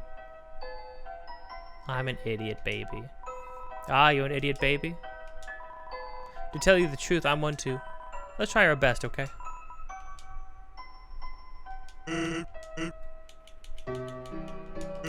Oh, you got something better to do? Me too. Anyway, I'll be standing here doing nothing.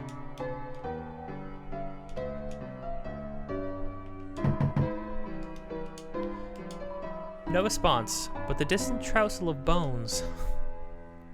I know who you are. You're the human that lives at the top of town? Wow, my mommy told me about you. Does it hurt to be made of blood? Sometimes. Come back when you've gotten better at knocking. The monster kid. Who's wearing a cross? Yo, Kris, you survived Susie? I mean, I never saw her beat anyone up, but I'd be careful. See, that reveals everything you need to know. Everybody's terrified of her. They haven't even seen her be mean to people. They haven't even seen her be a bully. It's just because she's like it's just because she's big and like intimidating looking. Like one time, me, Snowy, and Jockington were playing handball, and she just kept creepily watching us from the corner. Then, when the ball rolled over to her, she just stood froze solid and kicked the ball as hard as she could right into the Officer Undyne's car. Then Undyne came out, smiling, cracked her knuckles, and totally wiped us a handball. Anyway, Susie sucks, Kris. See, like, it's...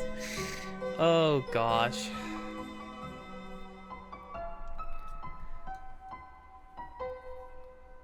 Like, it's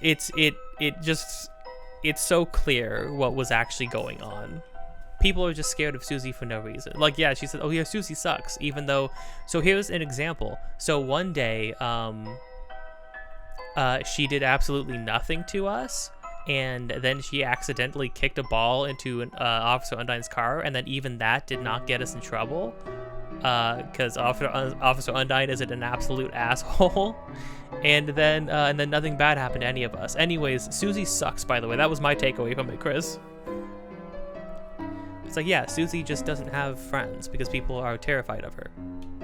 Except for Noelle. Clearly. I mean, even it with the little bits that we got in chapter 1, it's very clear that Noelle is very much not very much does not dislike Susie, let's say. Yo, Kris, you look kind of annoyed. Everything okay? You can calm down now, dude. Susie's not here, huh? Huh? You looked even more annoyed. Yeah, Kris does not like that. Because Kris just had a great time with Susie because Kris actually got to know Susie. Also, Kris can probably relate to Susie a lot. It seems like, yeah, Susie freezing when the ball came over to her, watching other people play. It seems like Susie's just very, like, antisocial. Or, like, just, like, awkward. More like. Whew, you're lucky, Kris. You got to miss class with Alfie's. It's not fair. If I skipped class, my dad would never let me hear the end of it. That's actually not even remotely funny. Yeah, seriously, dude. Miss one class? Oi, Snowy, what did I tell you about knocking the door so hard? Don't do it. It's really gonna hurt your face. We don't have arms, you know. Yeah, I think your son knows. I'll be honest with you. Oh yeah, maybe the most depressing thing. Like the most depressing revelation. Oh, Kris, you're okay. I was really worried when you didn't come back. Where did you go? Did you skip class? Well, don't worry about it. I'm the cool teacher, you know. You're not in trouble. Well, let me know if you need anything.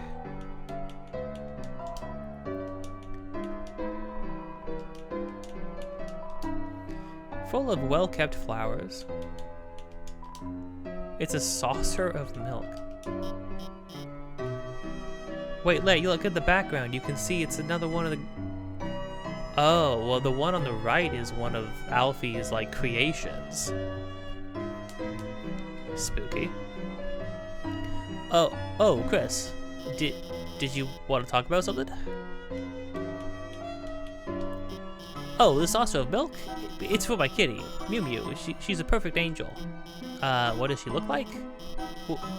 Well, I've never actually seen her, but every time I started putting out milk, it's been disappearing. So I'd like to think that there's a cat. My cat. Gosh, I don't know why they wrote Alfie's to be so freaking depressing. I don't know if this is her penance for like all the weird, like awful freaking experimentations she was doing. I think something interesting to remember about Undertale, right, is that every single character in it, or almost every single one of the main cast members in it, while being fun and having their own lives and goals and ambitions and relationships and interpersonal relationships and being like good people at their core, they all did bad stuff. You know what I mean? Every single one of them, even Toriel. There's an argument, I feel like, and I feel like people, this goes, especially even in the text of the game itself, it kind of goes untouched, but like Toriel is not this like this bastion of holiness that she tries to present herself as. She knew the amount of kids' clothing and stuff like that was in her house. She knew what was going to happen to children who left her home. She knew what was going on, and she knew what was going to happen. Instead of trying to fight for them or fight with them or trying to go and actively stop anybody else, she would rather like virtue signal, she would rather act like, you know, stick her nose up, act holier art thou, and just sit in a hole all on her own and be like, well, I'm not going to participate. You all do your children murder schemes and experimentations, and I'm not going to do anything about it because I'm above that. And meanwhile, she's just being completely complicit in it. That's Toriel's biggest thing, is she's complicit in what everybody else was doing. Asgore didn't want to go wage war with humans, but he also didn't want his people to lose hope. But he didn't want to fight, but he still did. He still did kill children that fell down there. Undyne presumably also killed some kids. I like to. I don't think every single kid made it all the way to the end with Asgore. You know what I mean? I think some of the kids clearly were fighting back. You know, I mean, if one of them you probably can get a gun. You know, I really should play Undertale Yellow at some point because I heard it's very good and it looked very good. I'm very interested to see how it like weaves a story about the Yellow Soul into the game, the universe. Presumably Sans, knowing as much as he did and being the like last guard at the end of right before Asgore, also stopped people from getting to Asgore. He was obviously capable of doing it, so he probably killed some people too. Maybe even Papyrus killed some. No, Papyrus had never seen a human before. So he was still young, he was still fresh to it. So maybe, I think Papyrus is maybe the only wholly innocent person. Alphys is obviously running a bunch of terrible experiments on other monsters, trying to like screw with their souls and human souls and stuff like that. Or just trying to screw with monster souls and whatnot. And did those experiments to like Undyne, I believe, as well as Sans, I think? Was like wrapped up in that at some point. Yeah, they're not innocent people. You know, but that's kind of what I like, a cast of like morally ambiguous people, you know, because here's the thing, Sans even said, you know, if you at one point during the True Pacifist one, when you're like on your quote-unquote date with Sans, right, Sans flat out says like, hey, if you had stepped out of line, done something bad, like if you had done something that I didn't agree with, like, kid, you'd be dead where you stand. Like if you took one step out of line, you would be dead right where you stand. He flat out tells you that. Because any number of those characters would kill you, would actively try to kill you, and do actively try to kill you. Some of them do, you know.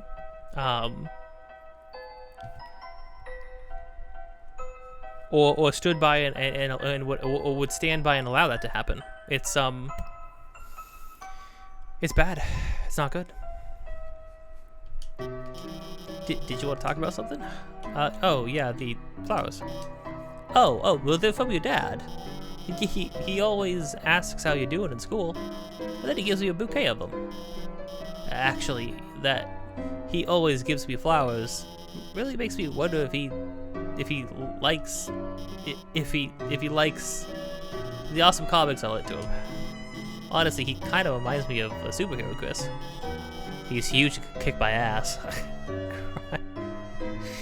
Criminy, okay. She still got the hots for dad at the moment. This is where we currently are. Kris, even though you never got the chalk, you deserve an award for trying so hard to find it. So in return, I could let you borrow my homemade DVD collection of The Simpsons. You know, the sitcom about middle-class monster family. It's got every episode in all 28 seasons. It's the funniest, most quotable show ever. Well, make sure you don't watch past the second. Since they rebooted The Simpsons, they all started driving their own motor vehicle and fighting a giant gigademons. The main problem was it lost the focus of the family when the vehicles were shaped like... Please, Alphys. Wouldn't the gravitational field... Huh? You don't want to watch it? That's okay, Kris. Yeah, sorry, Kris. I mean, sorry, Alphys. Oh, if you ever need help with your homework, you know, my office hours are in this disgusting alley. Tell your mom I said hi.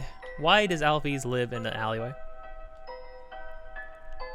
Why does Alphys not have a home? Who did this? Toby? Toby, what the heck?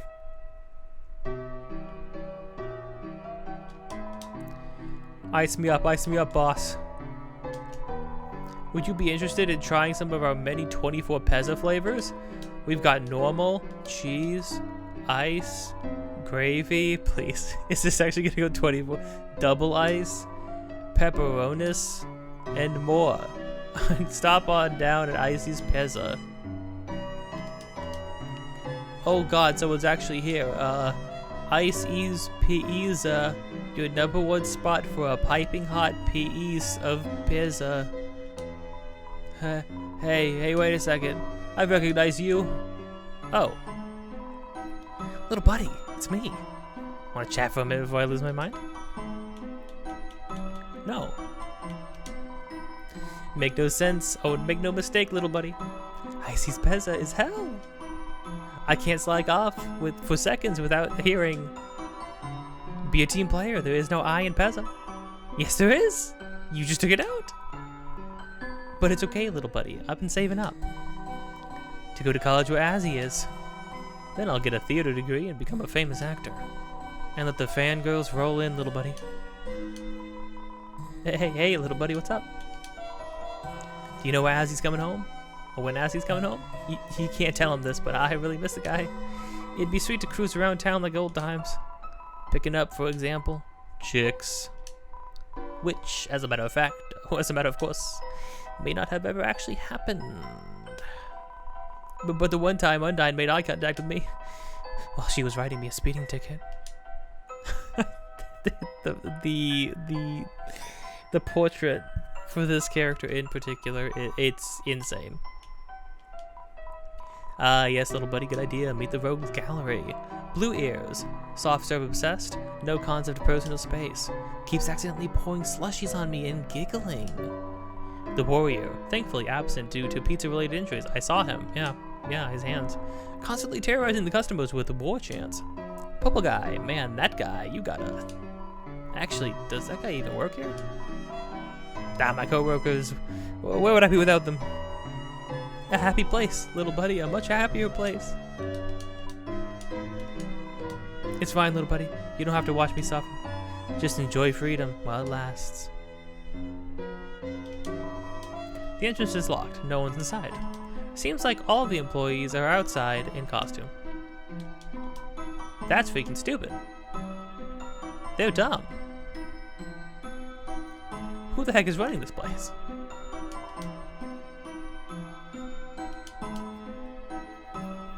A piece of firewood.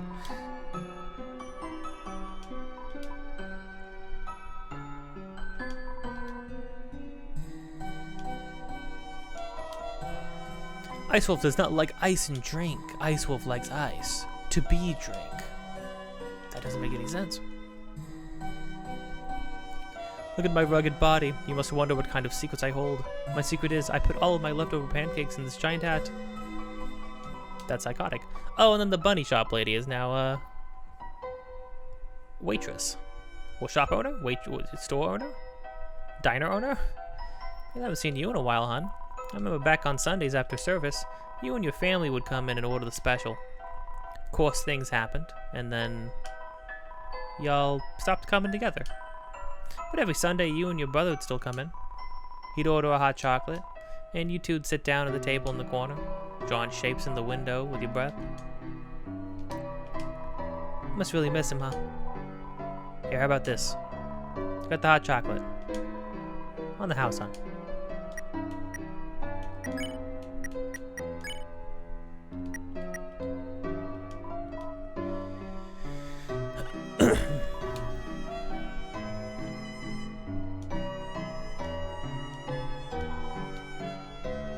In a pinch, sprinkles work too.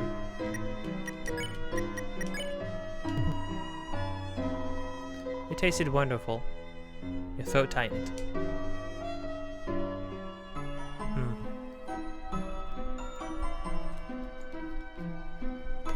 It's very sad. It says things happen.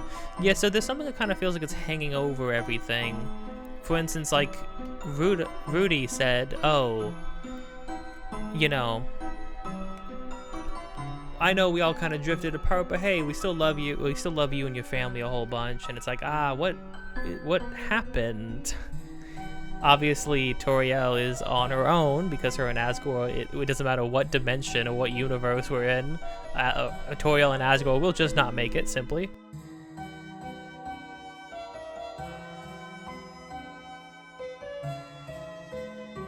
Mind you, in Undertale, I do not blame Toriel for their falling out. You know what I mean? I think Asgore went down a dark path. But I do think that Toriel sort of just, from what you can pick up within the context of that game, Toriel did very little to, like,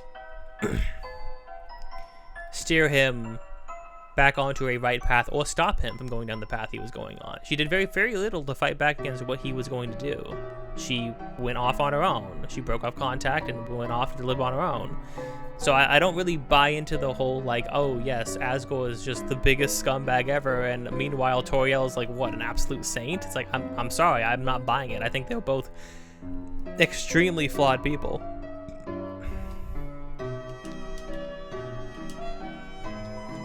You're alive. Nice. I'm okay. Sorry, Caddy. Sorry. Glad you think it's nice that I'm alive, though. Appreciate that.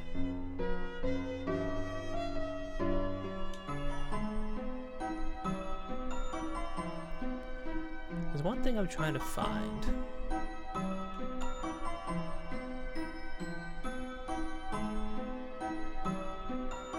Yeah, we'll start all the way at the end, and then we'll work our way to the left. My gay guardsmen, they're now gay lumberjacks. That's better than hanging at the lake with my best bro, watching the waves go by. True.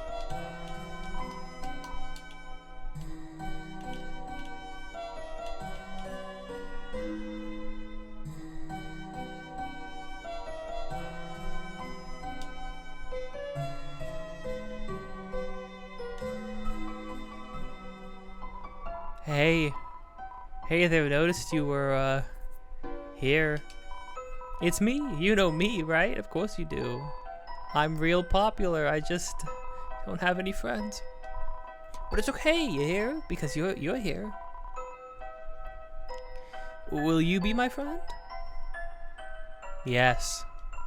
Oh, I'm so happy, you hear? I'm so happy, I don't know what to do. I don't remember being this happy before. What's your name, friend? Hippopotamus. Hippopotamus. That's you. Big name, but it's worth it. Excuse me. I've got to introduce myself. Actually, since no one talks to me, I forgot my own name. Hippopotamus, can you give me a name? Criminy. Asriel 2 is messed up. We'll call you Onion. It's perfect, you hear? I don't know what it means, but it's perfect. Feels like it's shaped like me. Feels like it smells like me. Wait, what was the name? Umyum. Yeah, it's perfect. Umyum, that's my name. Thank you for giving me my name. I'll cherish it, you hear? Hyper Potato Mask? That's your name, right? I want to tell you something. Tomorrow. Something I can only tell a friend. Come back soon, you hear? It's just so like you should not have done. Yeah, I'm sorry, Chris. I know. I'm sorry for what I've gotten us into.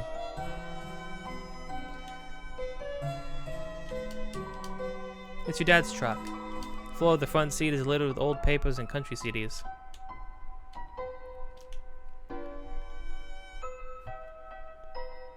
Dad. Dum-de-dum? Oh, someone there? Just a moment. I have almost finished watering these flowers. Here we are. Howdy, how can I... Oh, Chris! Here's the thing, and here's the thing I will not hear anything about. I think Asgore is a good dad. That's the vibe I always got. You know what's interesting? In the true pacifist ending, the one thing that does kind of follow through to what we're seeing here, right, is the fact that Toriel, that Asgore became a gardener because he was very good at growing and maintaining flowers. We saw that in Undertale. And then also Toriel opened a schoolhouse. So it is very fitting. We can see something sort of like carry over, some ideas carry over. Oh, I'm sorry. I forgot if you don't like hugs like that. Well, now make yourself at home, Chris. You can help yourself to anything you like.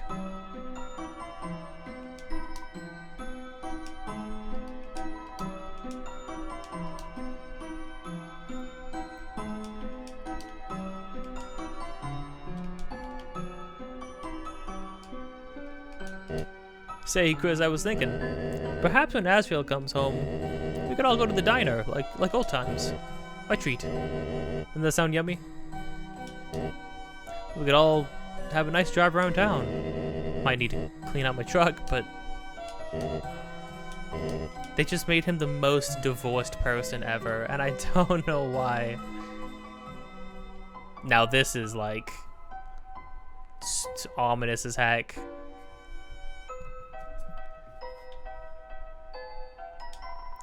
It's a note. It says, no rent received. Again, stop giving away flowers, start selling them. You have 1 month.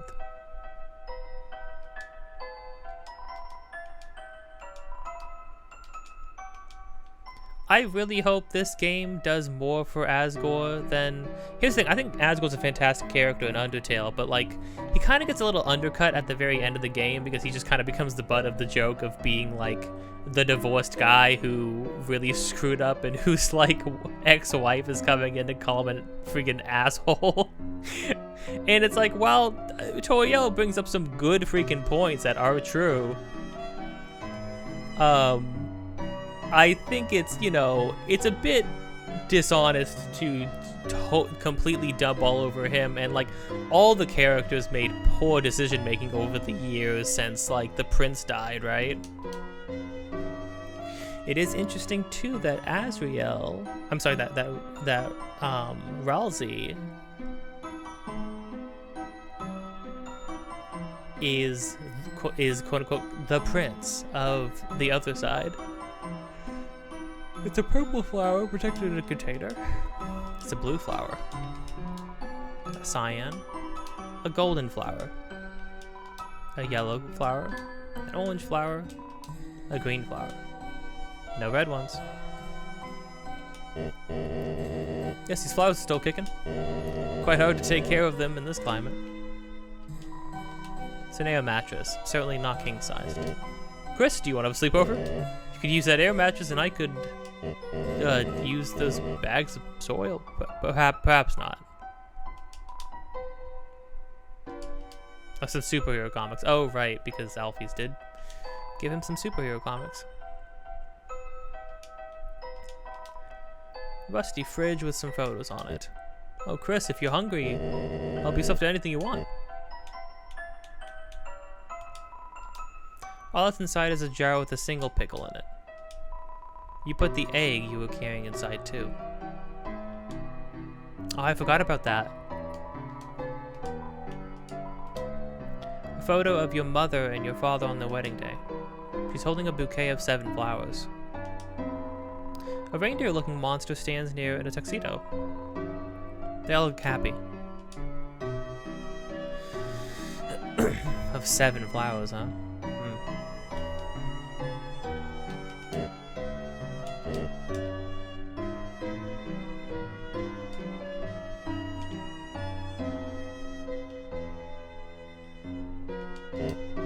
Say, Kris, I was thinking. Oh yeah, when Asriel comes home. Now, one theory that I have is like, what if Asriel comes home and all these precious, wonderful memories that everybody's saying, like, oh, you and Asriel were so close, and everybody loves Asriel and this and that. What if like Kris and Asriel's relationship is actually terrible? Like, what if Asriel is like actually a terrible person, like a terrible brother? And like little things, like for instance, oh, you and Asriel used to come in, and then Asriel would order hot chocolate for himself, and then she didn't name anything that he would order for us. Oh, Kris, before you go, here for your mother, our secret. You got the bouquet of flowers. Have a great day, Kris.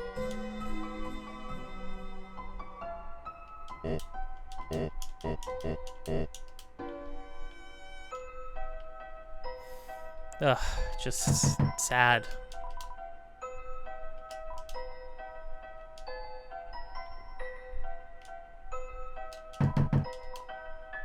I'm telling you, they're not home right now. Now you just wanted to talk to me? My apologies, beautiful. I'm afraid I'm a bit of a nobody. Who are you? Chrissy, long time no see. What's up? Did you want to talk about something? Go away. Dude, you walked up to her. That chick next door drives me nuts. I keep seeing her everywhere I go. She's a total copycat. Like, why though? Doesn't she realize she'll never be me? Honestly, her whole family is like so trashy. Once her sister served me a coffee and I swear it was half cat fur. Like, get a haircut, girl, for like your whole body. Right, because it's... You two are supposed to be best friends. What happened? Oh, that's when we talked to your almost sister-in-law. Nah, I'm joking, but like, remember that time I played Truth or Dare with Azzy? I like made him give me his first kiss. Then your mom found out he kissed someone, and like, I think she basically dialed 911. I swear your family went to church like every single day that week. Jeez. Why is this an option for Kris? Remember the time you wanted to hang out with us big kids? And I was like, yeah, of course, just get us some burgers. Then, like, amazingly, you actually got them. So I told you to go back and get some french fries too.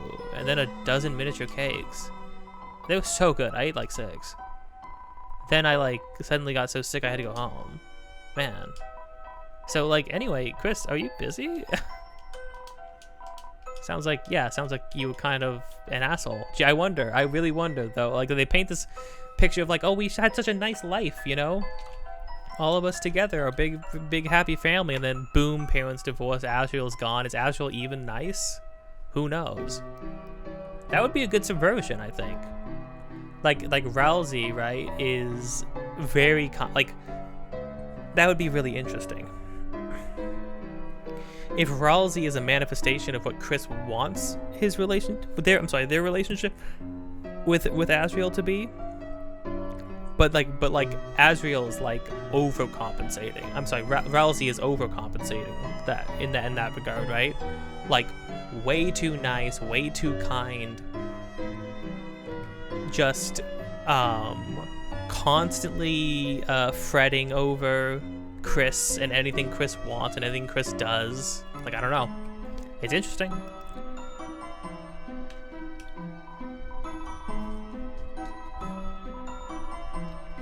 Aw, Chrissy, you just want to say hi? That's adorable. Now get out of here.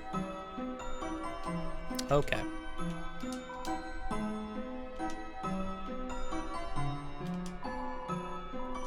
Hey, neighbor. When's your brother Doug gonna come by? The ghost would love to see him. He's a sweet little man.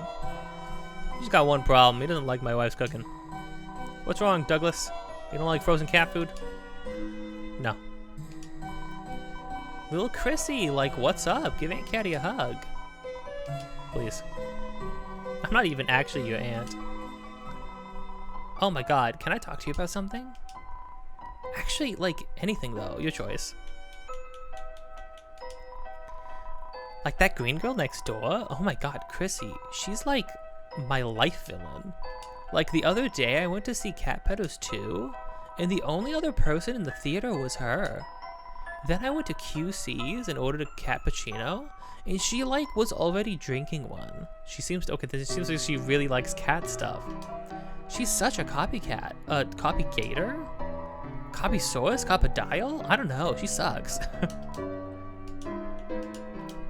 Well, how's Catty doing? I have no idea. We like totally can't connect at all. Yesterday, I asked if she wanted to hear me play the ukulele. She said no. And then she like told me my playing is an anti-blessing from planet hell. What the heck, Chrissy? That's so cute. I love my fricked up little sis. An anti-blessing from planet hell is crazy. Oh my god, Asriel, like what a cutie pie. Do you remember when me and him went to the dance? That was like the best night ever. Even though I spilled the entire punch bowl all over him. And danced inappropriately in front of your mom. And got arrested in the parking lot for making a scene. That was so much fun. Tell him I said hi. Oh, you gotta go? Do you have like homework? You should like let me help. JK, I totally don't want to. Laters. Chrissy, like, if you want to come in, our cat flap is always open to you.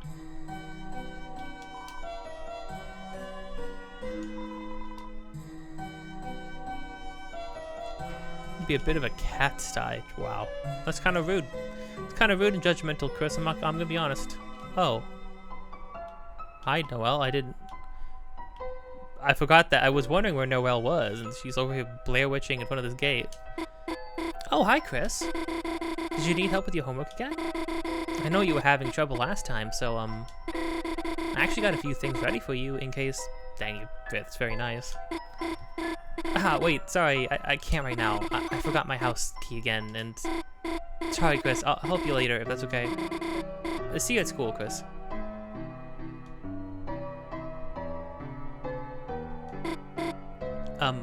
Kris? Did you want to talk about something? Oh, so we were just standing there? Yeah, you know, it's a very interesting thing when a game, like... We're playing a silent protagonist, right? Who has been talking to people and having reactions to things that people are saying. For instance, did not like hearing how Monster Girl was talking about Susie earlier, right? But what's interesting is that it's very disconcerting when you're sitting there talking to an NPC and then they're like, okay, oh hey, sorry, you really can't talk right now. Normally the text box would end, you know, it'd be over.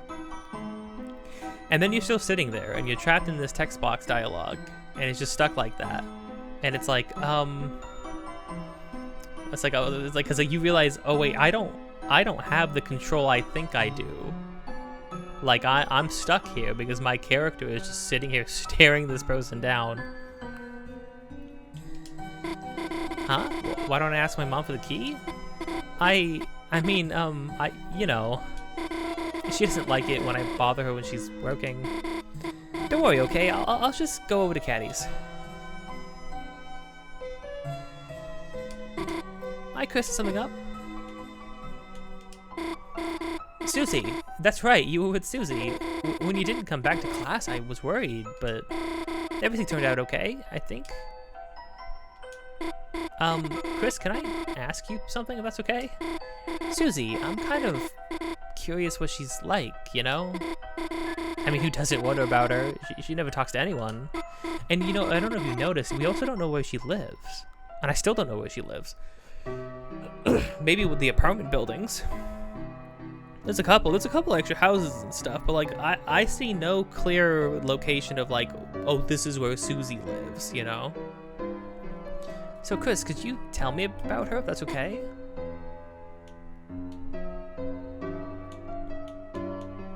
Interesting choices. Terrible is not nice. She is nice, but in a very Susie kind of way. She eats chalk. What? She was eating chalk? Really? Wait, you're teasing me, aren't you, Kris? Like, when you told me that Icy was real and eats kids. So Death smacked you with a wiffle bat till you stopped lying. Huh? You're telling the truth? Seriously? Then what color chalk does she like? And do you think she likes the thin or the thick kind? Wait, making her a lunchbox full of chalk is stupid. She's making her she wants to make her lunch. Something else about her? Like, well, did it seem like she, wait, you definitely wouldn't know that. What would it seem like she what? I wouldn't know that if it's what I'm thinking. Kris, are you feeling alright?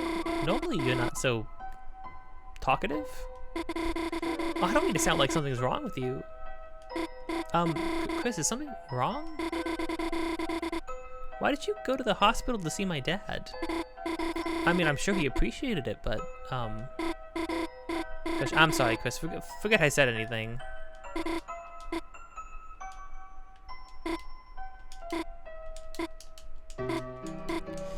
I mean, yeah, it is weird if that's something that Kris has never done and then suddenly we're going around, we're talking to everybody, right? It's almost like Kris is, not themselves right now. Tell Azzy I said hi, Kris.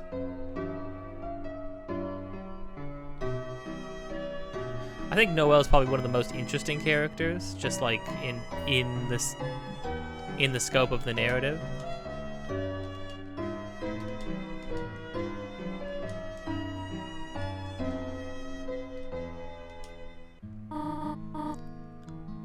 Welcome home, honey.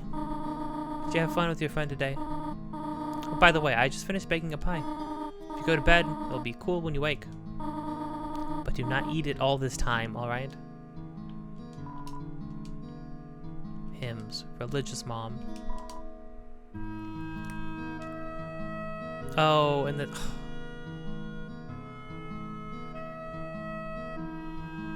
Just...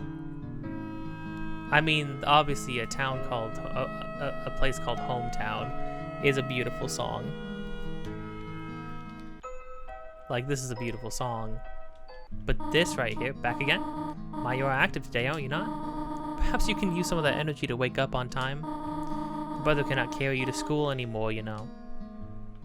Oh, I never got that dialogue. I think going back out talking to people means anything, right? Yeah, no.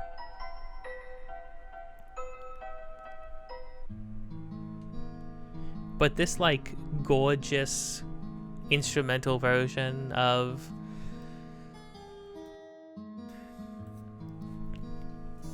it's the Undertale theme, I believe, right? Like, that's what the main theme was when you were in, like, Toriel and Asgore's homes.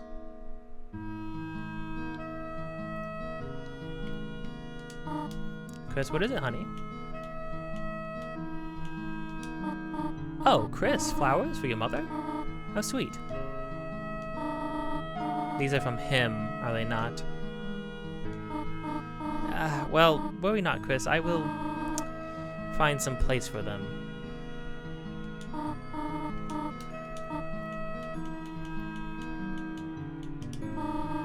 Remember that video game you and Asriel used to play? What was it called?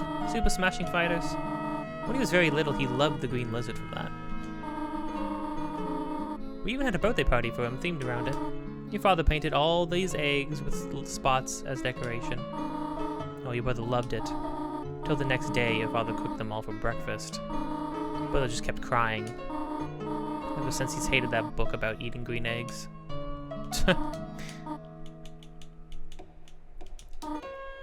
Kris, since only you and I are living here right now, it feels just a bit lonely, does it not? But fortunately, sharing a warm, freshly made pie is the perfect cure for such a condition. As long as I get to eat some, of course. I don't know if you should tell your child that just you and them being in the house together being lonely is like... I mean, loneliness is a weird kind of feeling, right? It doesn't matter. Like, you can be lonely in a room full of people you know and love. I have felt that before, so I guess it's not... I don't know. It's hard to communicate certain ideas to kids, though, you know? Kris, honey, you have grown up so much. Someday soon you will be going off to university as well. Remember when you were little?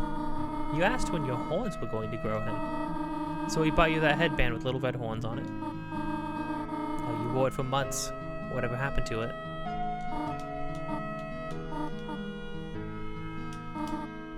You do not look quite yourself. Yeah, the people in the hospital said we didn't look very good either.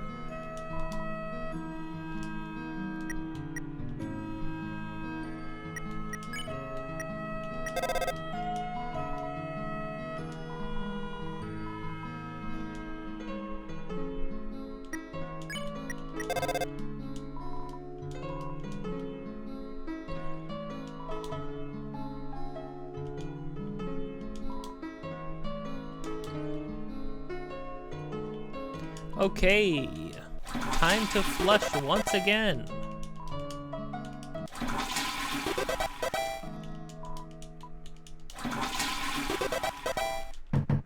As we do every day we come home, presumably.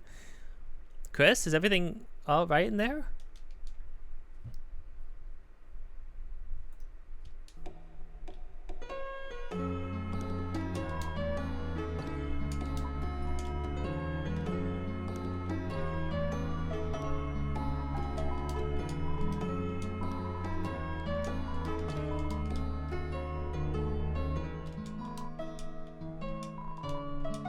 The door is locked to the mother's room, presumably?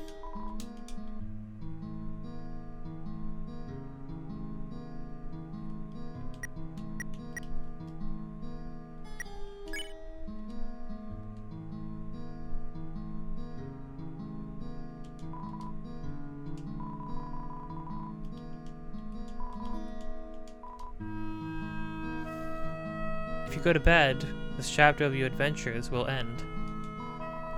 Will you go to bed? I think that's it. And this is kind of what I was saying, was that like the whole epilogue bit, depending on how thorough you want to be, I mean, there's a lot of very interesting dialogue to find, a lot of interesting conversations to have with people, also just getting to actually examine the town and see who all is here and what state the world is in right now.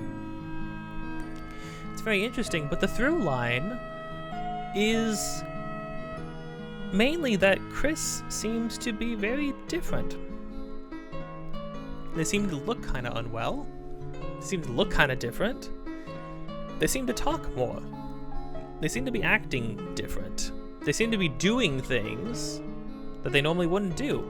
And, you know, initially when I played, I sort of chopped that up to, oh, well, Kris has finally made like a new, real, solid friend, has had an experience that has changed them in a meaningful way by being in the Dark Realm with Susie.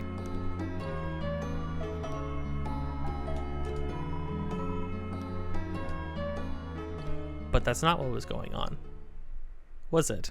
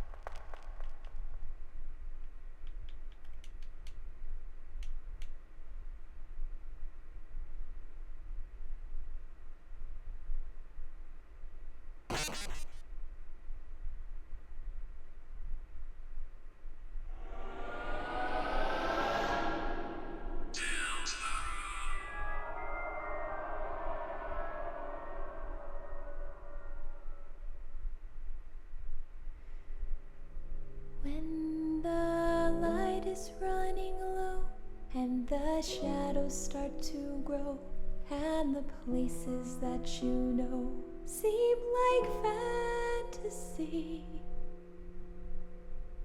there's a light inside your soul that's still shining in the cold with the truth, the promise in our hearts. Don't forget, I'm with you in the dark.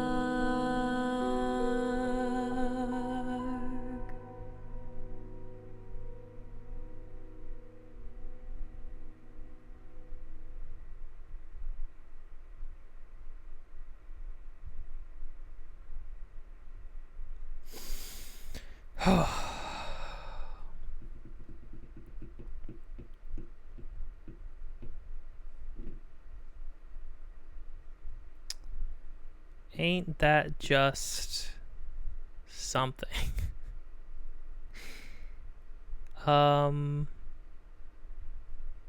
Yeah.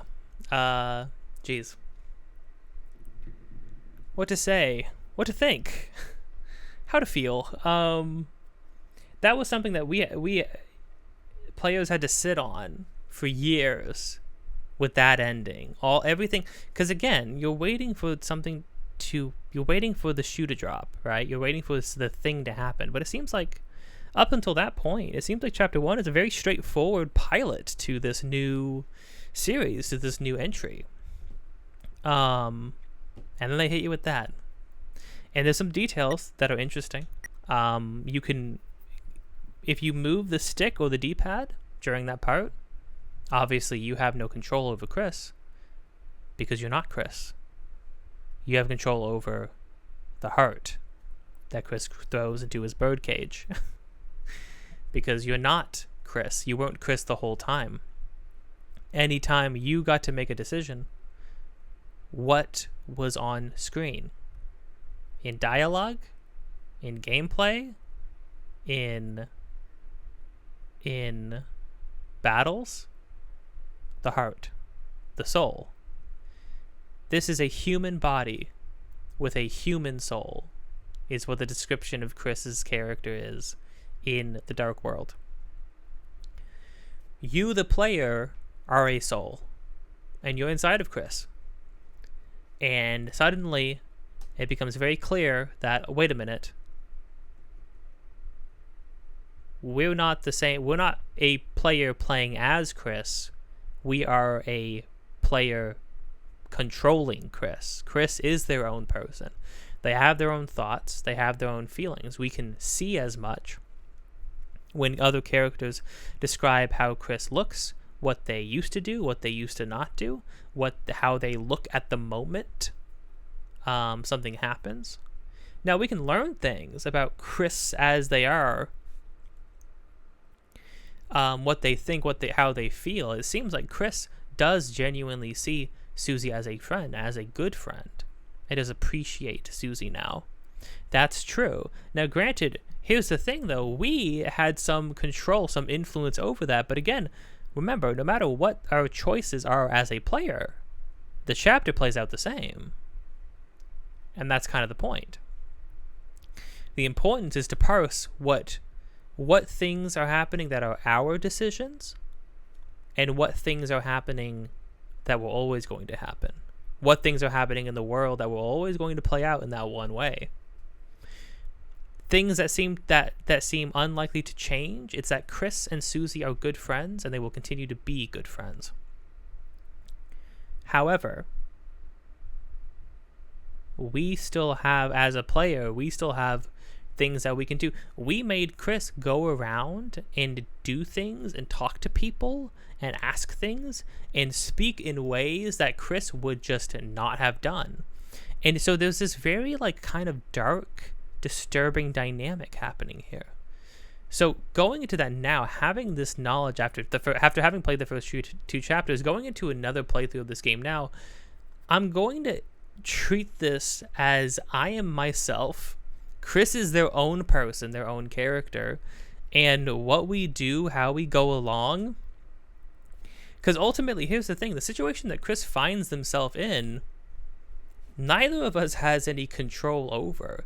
Their world, their existence does not continue unless we as a player sit here and inhabit them. Neither us as players nor Kris knows why, presumably.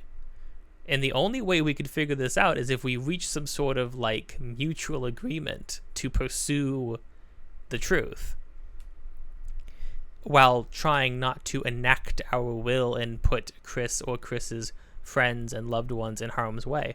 But now that also brings another question. At the end there, was that Kris having full control again? Or is there some other thing going on? Because Kris was a normal kid in a normal town. Had a brother, had a family, mom and dad, had friends of sorts, classmates, went to school, used to be able to play the piano. Can't play the piano anymore. Because we as a player, we don't know how to, I don't know how to play the piano. And while Will controlling them, it seems like Kris can do very little on their own. It also brings into question other things, like when Susie was on her own and we were peering into seeing what she was doing, we told her, we selected an option as our soul, as our human soul, and she almost said, "Kris, was that you?" Almost like she heard Kris saying something at that moment. But who knows? I don't know. And I don't know if chapters 3 and 4 are actually going to reveal anything. I think there's supposed to be 7 to 10 chapters total by the time this game is finished. And chapters are long. You got to keep in mind, this chapter alone took easily, while being thorough, took easily 8 hours. 6 or 7 hours being pretty thorough, So I don't know.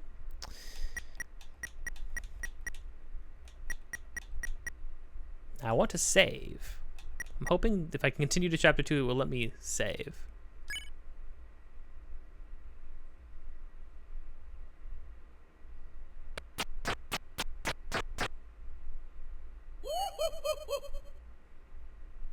Also, the fact that that was the first time that showed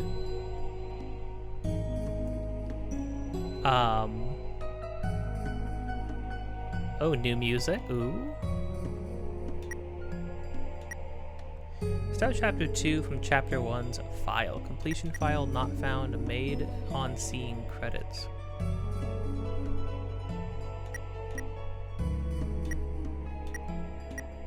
Oh, okay. We have a completion file. Your room, chapter 1.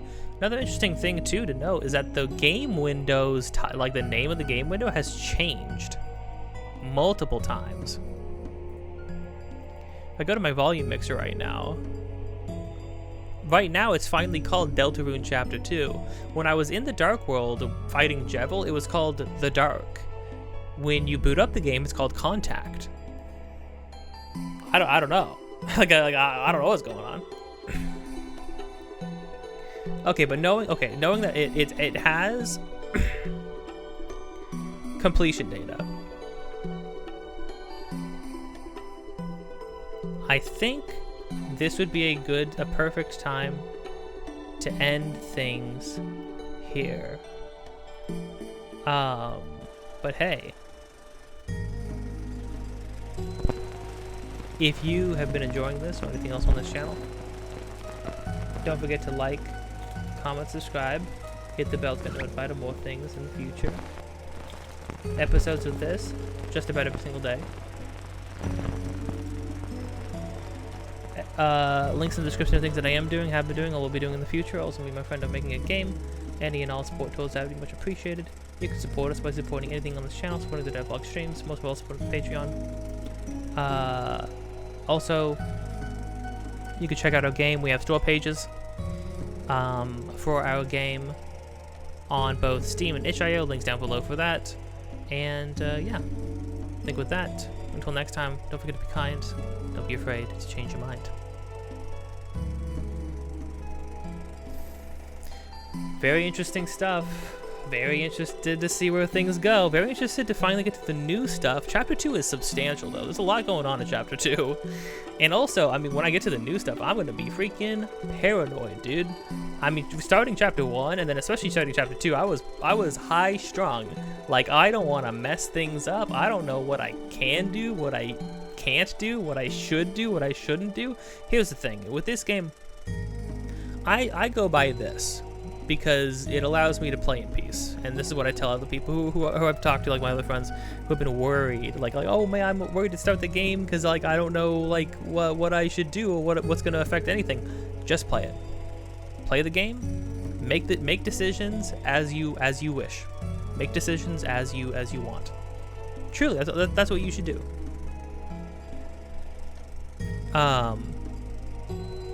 That's really what you should do, I feel like. People get so concerned about, like, you know, same thing with Undertale. What ruined Undertale for a lot of like streamers and YouTubers and stuff like that was the fact that other people had already played the game and was like, no, don't kill me, no, don't kill anyone, no, you shouldn't do that, no, you should do this, you shouldn't do that. It's like, dude, when people played the game for the first time, like, surely y'all were killing people too, sometimes. The only reason I did a true pacifist run is because I knew that you could go through the whole game passively, like as a pacifist. That's the only reason I did that. And then you know what I did after? I went and did a genocide run after, because I wanted to fight Hard Undyne, I wanted to fight Hard Sands. And I did.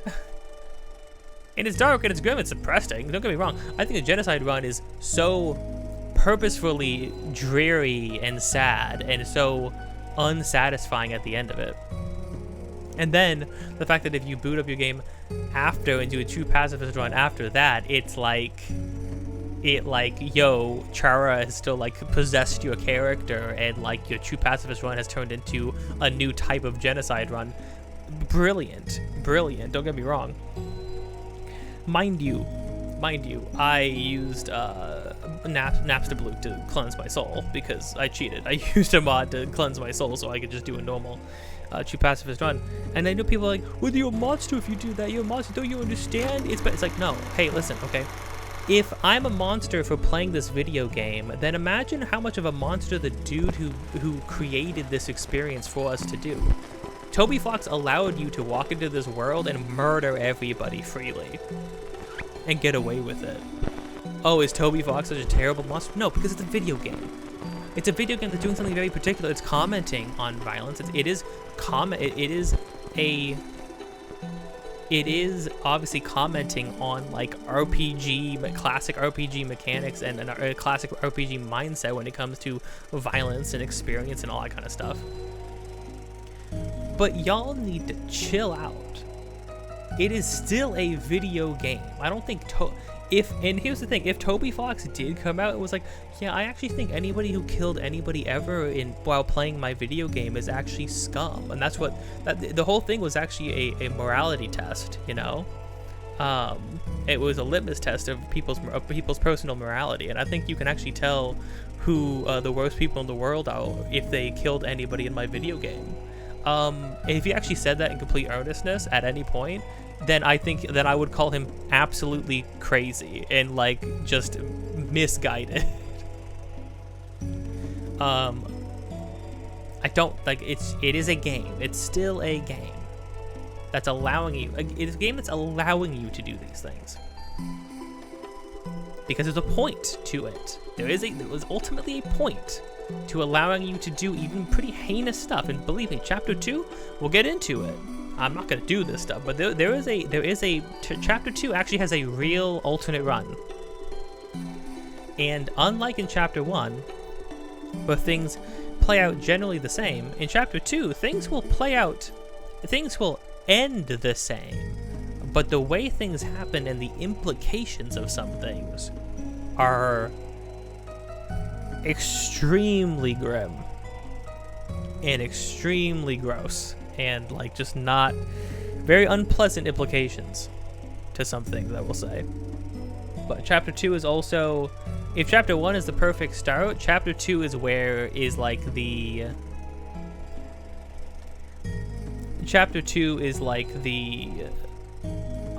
incredible start to a season, you know. It's where the game starts to hit its stride of like, hey, here's what we're doing, here's what we're about, here's what kind of game you're signing up for. So very excited for that. Very excited. Gosh, that song always stuck with me too. I've been hearing that song. I've been thinking about that song and that final note that chapter 1 ends on for years. Don't forget, I'm with you in the dark. It's just so meaningful. It's just so powerful after seeing that imagery of like, and wondering like what this all means. Also, it's scary because like we're inhabiting Kris, but it seems like when our soul is out of Kris, it seems like some bad stuff might go down. So like, are we working with Kris? Are we working against Kris? Are we as a player, are we at odds with our main character? I don't know. Who's to say?